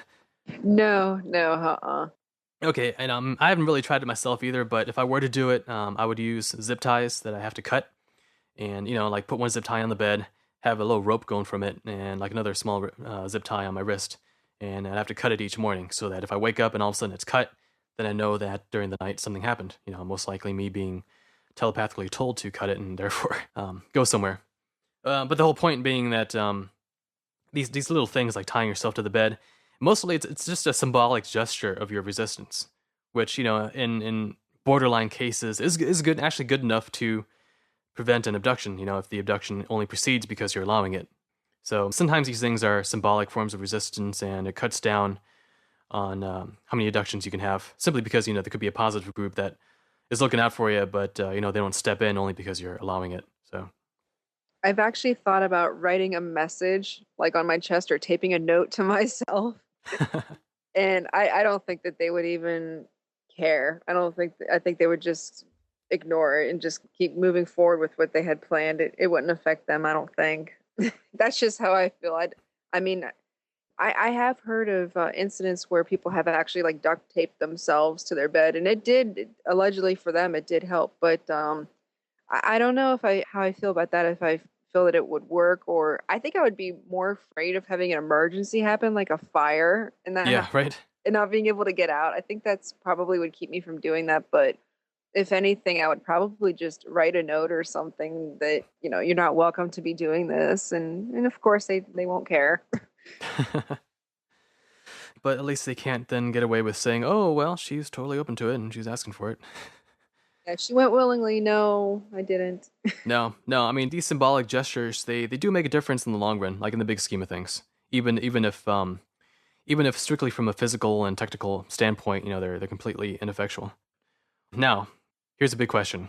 You've had an abduction and you've had some sort of like post-abduction symptoms, but what is the real purpose of the abduction? Like, how does it bleed over into your everyday life? And that gets into the subject of mind programming.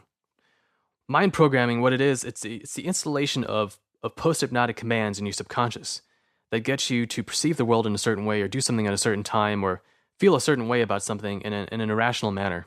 Okay, so these mind programming methods, they're used both by military groups and alien groups and joint alien military projects as well, in an attempt to shut down people that they perceive to be threats, like certain authors, researchers, anyone interested in these subjects. The best way to shut them down without taking them out in an obvious way that leaves behind evidence is to install certain post-hypnotic commands that alter their behavior and alter their choices and alter their perceptions in a plausible and deniable way. Mm-hmm. Yeah, and the difficult thing is trying to determine what is your free will choice that you're making and what has been programmed for you to do. And it's disturbing to know that mind programming is very real and it does happen, and it probably affects us more than we can even imagine. Exactly how you just said, how we view the world, and it just probably just goes more in depth than I can even describe it. Yeah, well, the mind programming, it's done either during abductions or it's also done during nighttime visitations. That's where you're in your bed and you're asleep, and some entity stands by your bedside and telepathically jacks into your mind, into your subconscious, and impresses into it a combination of verbal commands and telepathic nonverbal commands that then therefore lurk within your subconscious even after you're awake and going about your daily business. And it's there putting a subtle pressure on your choices and your feelings and your thoughts, trying to get you to act in a way that's destructive to you, but beneficial to whatever agenda this alien entity is following. Okay. Yeah, it seems like the mind programming stuff.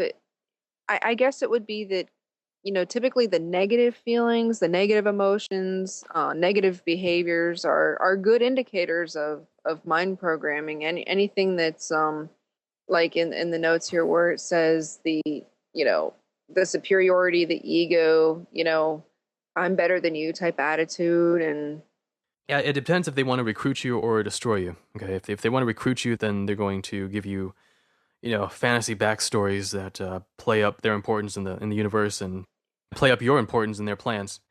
But if they want to destroy you, then most of the time they use subtle mind programming because it's in your subconscious, and for most people, they don't actually question what they think and what they feel. They just kind of go along with everything that happens to them. They're like leaves blowing in the wind. They kind of go whichever way the wind blows. But if you want to know some examples of mind programming commands, I remember one time during a dream, I became lucid and I caught some of what was actually going on. One of the commands that I got was the following. It was, keep secrets in, lock people out. Lock secrets in, keep people out. Almost like a weird nursery rhyme kind of thing, but that's one example. Other people have gotten ones like, you will never have money, you will always be poor, you will always be alone, No one is there to help you. You will only see what's wrong and ugly with the world. So, these commands, if they're embedded deep enough within you and they start influencing the way you perceive things, I mean, think about the influence of something like that goes unchecked for a whole year, right? I mean, what does that do to your ability to take care of yourself and succeed in life and have a good attitude? I mean, no, it totally undermines that. Yeah. So as long as these things go unchecked, they're like weeds that just are planted in your subconscious and they keep spreading.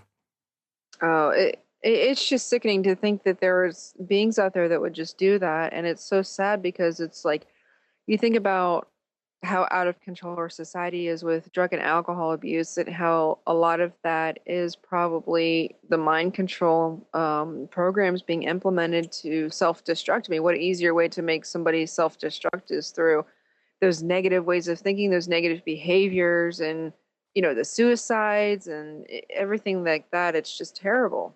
I mean, the demonic beings, the opportunists, they use this quite a bit because, it doesn't take any technology to stand by your bedside and, beam these commands into your subconscious. The aliens do that too if, you're perceived as a threat. And here I'm talking about negative aliens because as far as I'm aware, the positive aliens, they don't use these really sneaky, underhanded methods to destroy anyone, okay? So the mind programming thing, that's strictly a military abduction, strictly a alien thing, and strictly a demonic opportunist kind of thing that's going on. How do you recognize mind programming? And, like I said, one of the ways is to notice discontinuities between what your mindset was beforehand and how it was afterwards. It's a pretty rapid shift. The other one is a sudden activation of irrational urges to do or say a particular thing towards someone. A lot of times it can be a brief flash of anger that can really screw up a relationship or something like that. But, it's not just you being irresponsible. It's actually something that was planned ahead of time and kind of engineered into you during an abduction. And the reason you know that is because you've had a lot of other abduction symptoms clustering around that, so you know something has happened. Like for instance, I get this sometimes. Like I have all the pre-abduction signs, I have all the post-abduction signs, and within 2 or 3 days, I start getting ear ringings pertaining to an event that's coming up, and all of a sudden on the third day, I get this huge, I don't know, blow up with someone, or a huge test of my composure and my ability to act under pressure.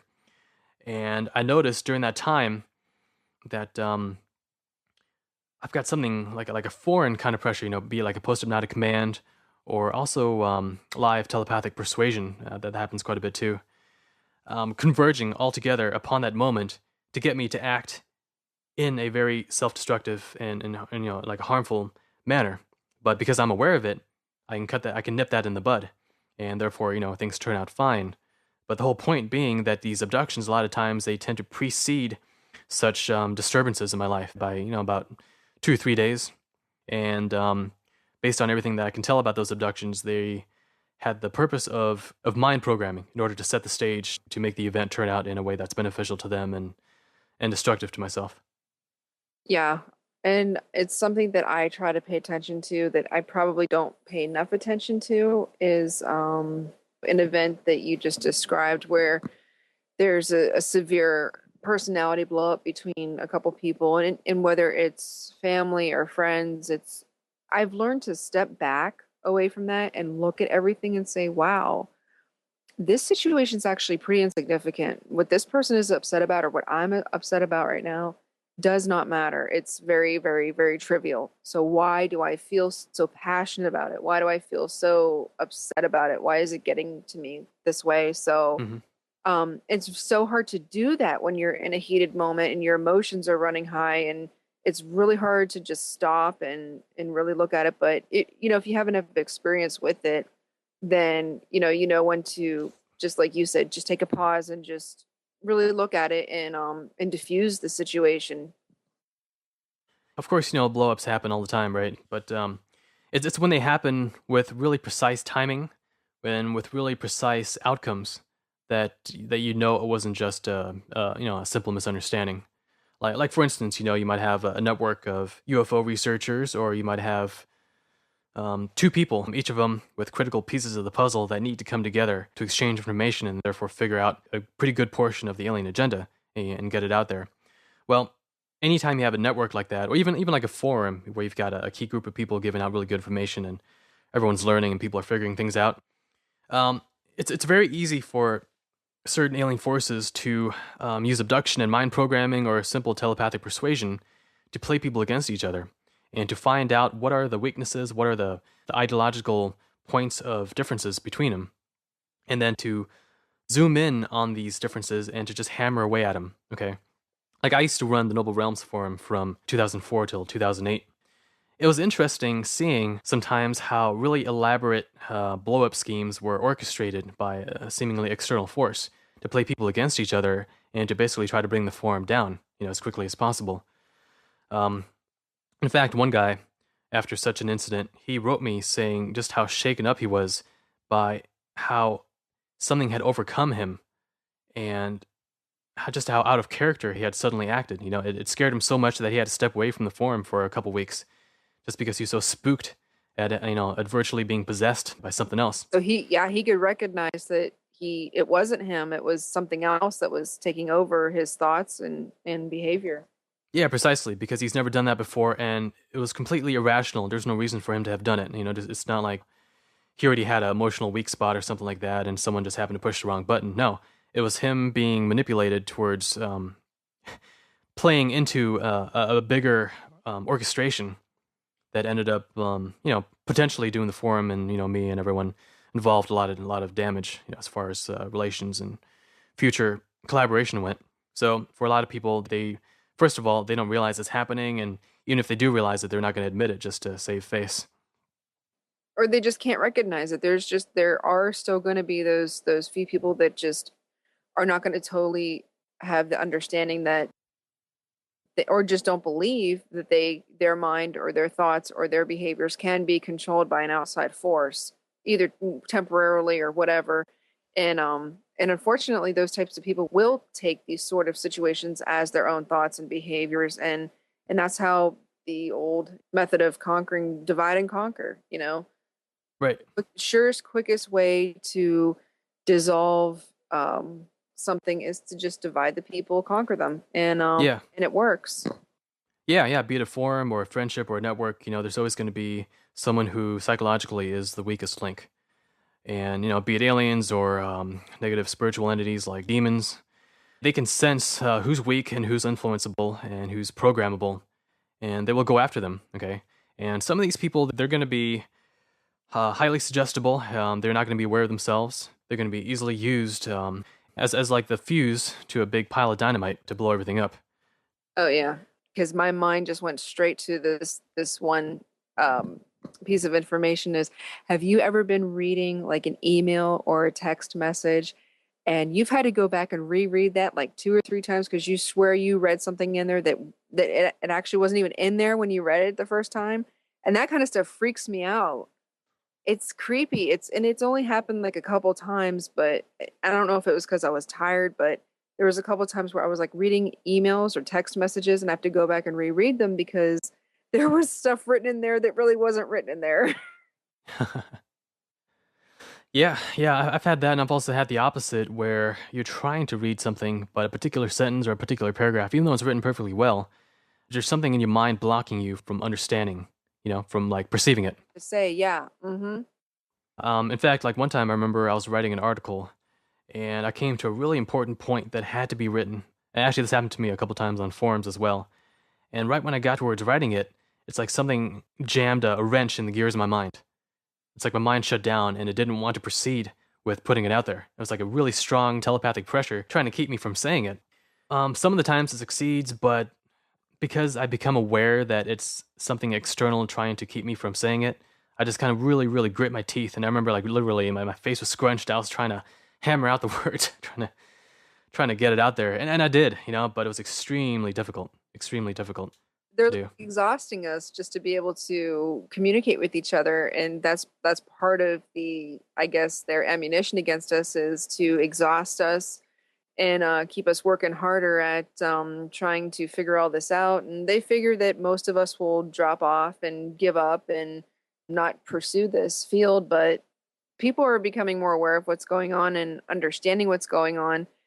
So we're with situations like this where we're doing this show and you have this great information that we're putting out there, people can, utilize it and understand it and look for these signs and look for, oh, wow, yeah, I really need to check my emotions, check my behavior, and make sure it really is mine.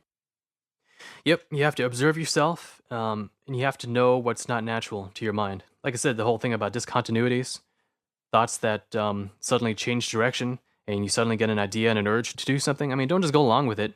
Logically analyze it. Is it a good idea to do? Sometimes it is, and sometimes it isn't.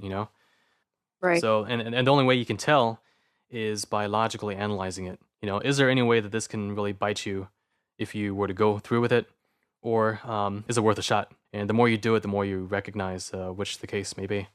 One of the common things people get is they come across some material that could really be helpful to them, especially pertaining to alien stuff. But as they try to read it, they get really sleepy. They just feel like just falling asleep right then and there. And that's either a sign of mind programming. Maybe they've given a post-abductic command saying, if you come across certain ideas or certain keywords, you will get really tired and you can't go on. Or it can also be live telepathic persuasion by an entity who just happens to be watching over you. See, the reason why mind programming is even used is because once it's installed, it acts on its own. It's not like an entity always has to be there trying to telepathically persuade you to act one way or another. So it saves them time and energy. But if something's important enough, then they will combine both together. They will abduct you, give you certain mind programming commands that will activate, let's say, within 3 days in conjunction with some big event that's coming up for you. And while the event is happening, some entity will be there to telepathically put the pressure on you to reinforce a command and really try to get you to make a certain choice, usually an unwise choice. Like I faced this, on a monthly basis back on the Noble Realms forum, dealing with certain moderation issues that if they had gotten out of hand or if I had made the wrong move, would have really rippled down the line and seriously hurt the viability of the forum and also my credibility and so on. Yeah, that's a tough job to have. Being a moderator of a forum, that's really tough. The only way to successfully really moderate a forum is to be aware of these influences that can come over you that are not your own. And the ultimate best forum would be one where everyone is aware of their own reactions and is not susceptible to external forms of influence. But there's so many people that usually there's always a weakest link that can be chosen to be tapped. That's if there's a big pool of people to choose from. What if you have two guys who are relatively aware and they need to come together to do a really important project, like what you and I are doing, for instance, or, just a couple researchers that can be really promising if they work together.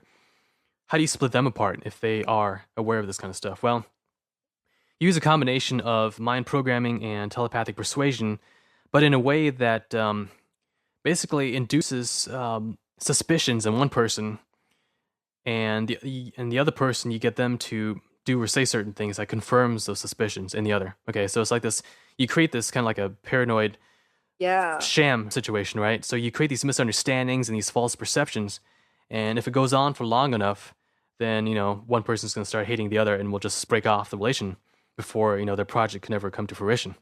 Oh yeah, there's many ways that they try to intervene and conquer things like this. And that's why I'm so careful with like reading emails. I'm so careful with what I say because I know how just in general without outside interference, how words put into an email or into a text message can be easily misunderstood, very easily. So I'm always careful whenever I'm sending text messages or emails to make sure I reread it and that I don't make it accidentally sound, in a way that it shouldn't. So. Mm-hmm. And then you have to take like written words with a grain of salt because I'm just that kind of person where I will read something and I will probably not understand it completely or misunderstand it or take it a different way than it originally was meant to. Yeah, any form of communication, especially if you feel pressure to write something and you don't know why, Mm-hmm. right? Yeah, that's really weird. Everything that you do, if you have to have a logical reason for it. And then think of the outcome. Okay, if I write this, what's going to happen if I write this, Mm-hmm. All right, so aside from observing yourself and being mindful of what you're doing, it also helps to get a notebook, or a piece of paper or like a logbook or something and try to sketch out your feelings. Like, how is it that you were before versus how you are now? And see if you can actually identify some of these self-destructive commands that you've been given. And once you identify them, then it's relatively simple to reprogram your subconscious by creating counter affirmations that are the opposite of what you've been given. If you realize that in life you've really been under the influence of an impulse that says something like, you'll never have friends, you always shut people out, then you can create a counter affirmation that says, I love other people, and I'm really good with people, and I have friends, and so on. Affirmations, they're just a form of self-programming to counter the foreign programming that's been put into you. So that's one of the ways that you can tackle it at the subconscious level, as opposed to, always strictly having to fight it consciously with willpower once these negative programs come up. I use a combination of self-observation to catch these triggers when they attempt to arise, and catch myself in the act. And if I'm feeling like this really strong emotional urge to act in a certain self-destructive way, I'm aware of it and I step back from it. I use just sheer willpower, or maybe I just go and take a nap or go for a walk or something just to not act on it. Yeah. And then once I identify the command, I write it out on paper. And when I write it out, I'm looking at it and I realize that that's not me. That's not something that has a logical basis for being there. And then what I do after that is I write a counter affirmation that cancels it out. And I kind of meditate on that or think about it before going to sleep, and and when waking up again. That tends to knock these things out, because all you're doing there is you're identifying a weed and you're planting something good beside it, so that when it grows, it kind of knocks the weed out of the way and returns things back to normal. Oh yeah, and it definitely takes practice to be able to do that. It's very hard to take back your will when we're just, as a people, we're exhausted to begin with from our daily routines and everything. That it's easy to give into, any kind of emotion that comes across our way, whether it's good or bad.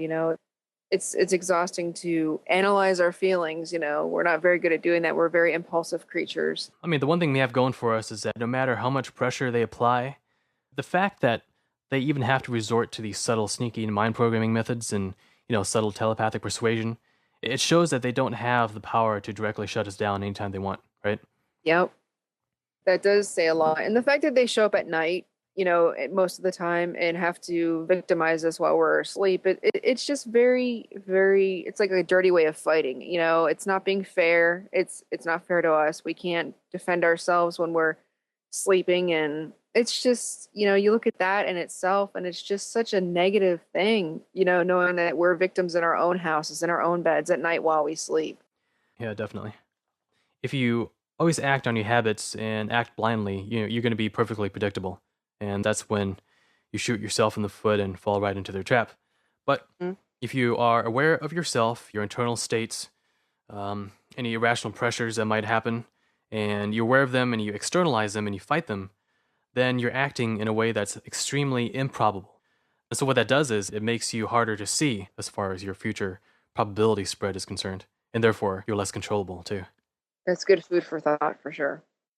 All right, so far, I've talked about mind programming, abductions, and demonic opportunists, and so on. So, it's not all dark, because there are positive forces out there. There are positive aliens, there's angelic beings, divine forces. There's things looking out for you if you ask for their help. So let's talk about positive aliens. Maybe they're not as pervasive as the negative ones as far as our daily alien influences are concerned, but they are there, okay? You can mentally ask them for help. The only thing is you have to beware for imposters. In other words, if you get a reply back, and if you're not psychic, you might probably get it through dreams. You might get it through a UFO sighting or something like that. Once you're in contact with them and they start feeding you a backstory about who they are, and they start telling you about how you fit into their plans, be really careful about that. Compare it to the available literature out there. Actually, compare it to my article series, which I call Discerning Alien Disinformation. It has a lot of tips in there on how to identify disinformation methods that aliens commonly use. But if you determine that, okay, they're not giving you any BS, then there you go. You've gotten in touch with someone who could potentially help you. Now, positive aliens, they can read your mind as well, the same way that negative aliens can, just because that's what defines a lot of these beings, the fact that they have not only advanced technology, but also advanced psychic abilities. So they can read your mind, and because of that, they can tell when you're being selfish or when you have some really strong ego-based reasons for wanting to get in touch with them. So sometimes, people ask for their help or just want to, I don't know, catch a ride on a UFO or something like that, and they're not going to honor those requests, at least not all the time, if they know that, you're kind of being immature about it. So just keep that in mind when you ask for their help. Positive aliens, they also engage in nighttime bedside visitations. But what they're doing there is sometimes they're projecting into your dream state and interacting with you in a helpful manner. It depends, Like I've had a couple of instances where I've had prophetic dreams or really useful informational dreams about certain things to research, certain things to look into, which once I did, I found out like, wow, I wish I would have thought of that sooner. These beings, they can telepathically project into your dreams or guide your dreams or give you a dream that's externally induced in order to convey information. Now, negative aliens can do that as well for disinformation, so anytime you get these kind of dreams, be sure to check up on them, analyze them, and make sure that they're not giving you a bunch of BS. Positive aliens, they can engage in abductions, but I don't know if you really want to call them abductions, that they're more like contacts. But the thing is, you might not necessarily remember everything that happened, because a lot of what happens during it's information and training that gets stored away in your subconscious until some future time where it comes in handy. Either that or, it can also percolate from your subconscious into your conscious during the day so that, you're going about your business and all of a sudden, bing, get an idea in your mind, some connection that you previously didn't realize, and you go research it and it ends up being really fruitful. What you don't realize is that idea might have actually been given to you the night before during an encounter with a positive alien, during an experience that you might not necessarily remember. And they also engage in daytime influencing, kind of like the Greek idea of muses, like, giving you ideas. See, they don't really want to violate free will. They don't want to interfere with your learning path. So a lot of times what they can do is they can drop a little idea into your head. One of the things you can do, and this is something I strongly recommend, is you get a notebook, or you get a piece of paper, or you just type it out in a word processor. Try to sketch out your problems on paper and try to think of the answer. Try to brainstorm what the solution could be. And as you're pondering about it, that's when your mind is open to some of these nudges. Okay. Well, that's good that we have some insight into what to look for with the good aliens, and let's just hope that we have more of those kinds of visitations. And I really believe that the good ones are helping me to evolve spiritually and then come to more of an understanding of who they are, and to not be so afraid, and understand that there will come a day where we'll be able to interact without me being overcome with mass hysteria, that it will just inhibit any communication. So that's just how I feel that their presence in my life is basically just to help in that area. Mm-hmm. Yeah, and unfortunately, the reason why they have to be so covert, at least here in America, there's a lot of surveillance by negative aliens and also black ops military groups that want to hunt down these positive aliens and keep them from interacting with us, because they view these positive aliens as subversives, because they're here to help bust up some of these negative alien control systems. Yeah, and to not be enslaved by our own government. And it's all about the technology for them. They don't really care. I used to be under the ignorant impression that, oh, the government, they're keeping us safe by not telling us aliens are real because they don't want us to have mass hysteria. They don't want people to commit suicide or freak out. No, it's not about that. They don't care if that happens. I truly believe it's about the technology. They don't want the technology getting out. They want the technology for themselves. I remember 2 years ago when I was investigating and doing interviews for the Cleveland, Ohio sightings. And I don't know if you've ever heard of Robert Bigelow, who owns Bigelow Aeronautics and Right. Aerospace or whatever in Las Vegas. Well, he got involved. He started having his people call all these eyewitnesses, and one of the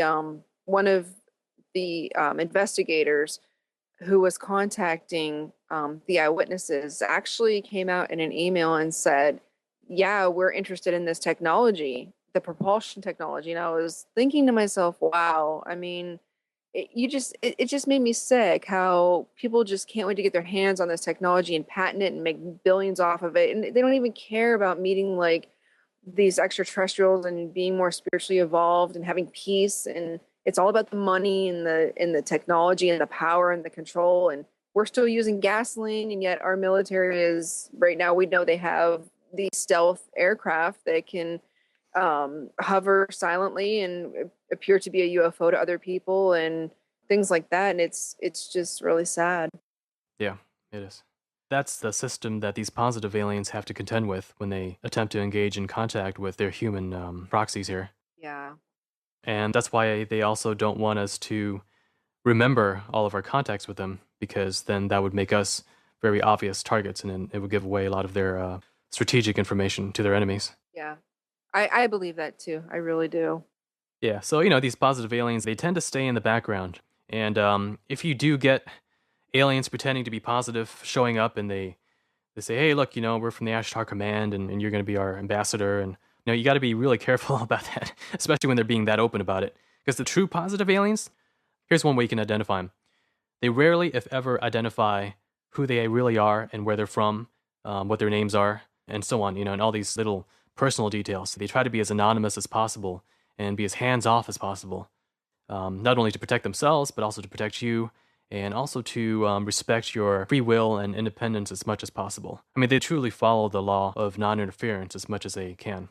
Whereas the negative aliens pretending to be positive, they're the total opposite. I mean, they're trying to get in your business. They're trying to get you to obsess about them, convert your whole life to becoming their stooge, so to speak. Yeah. That makes sense, definitely. Yeah, so you have the positive aliens, and they're kind of limited in their resources. They can't always be there to help you out or protect you. So if you want to go above and beyond them even, then that's when you have to look up towards divine intervention, which gets into your higher self, angelic beings, and even the infinite creator. Yeah, you can call out to them.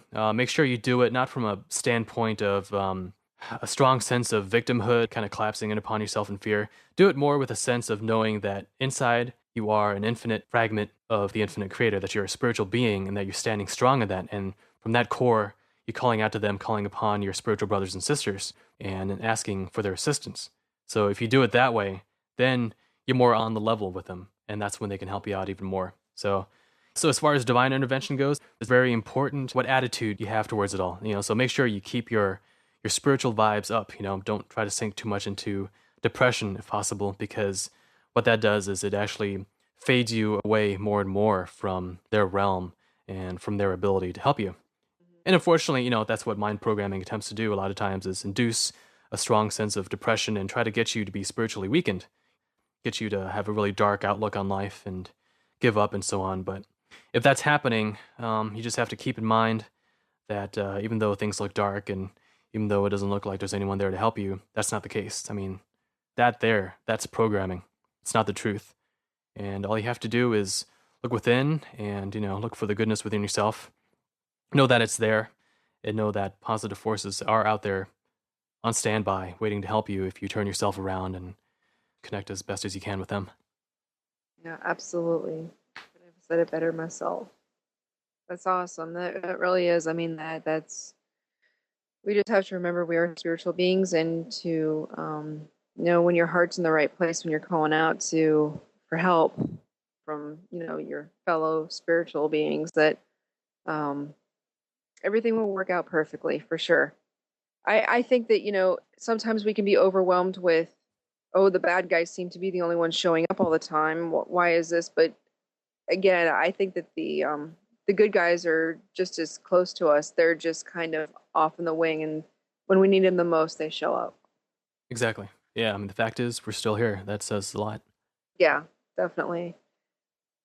Well, that was awesome show for sure. Well, thanks for tuning in to Veils of Fire on Spreaker.com, and be sure to tune into the next show as we continue our conversation about the alien influences and agenda and everything that goes along with it. So thanks a lot and have a good night.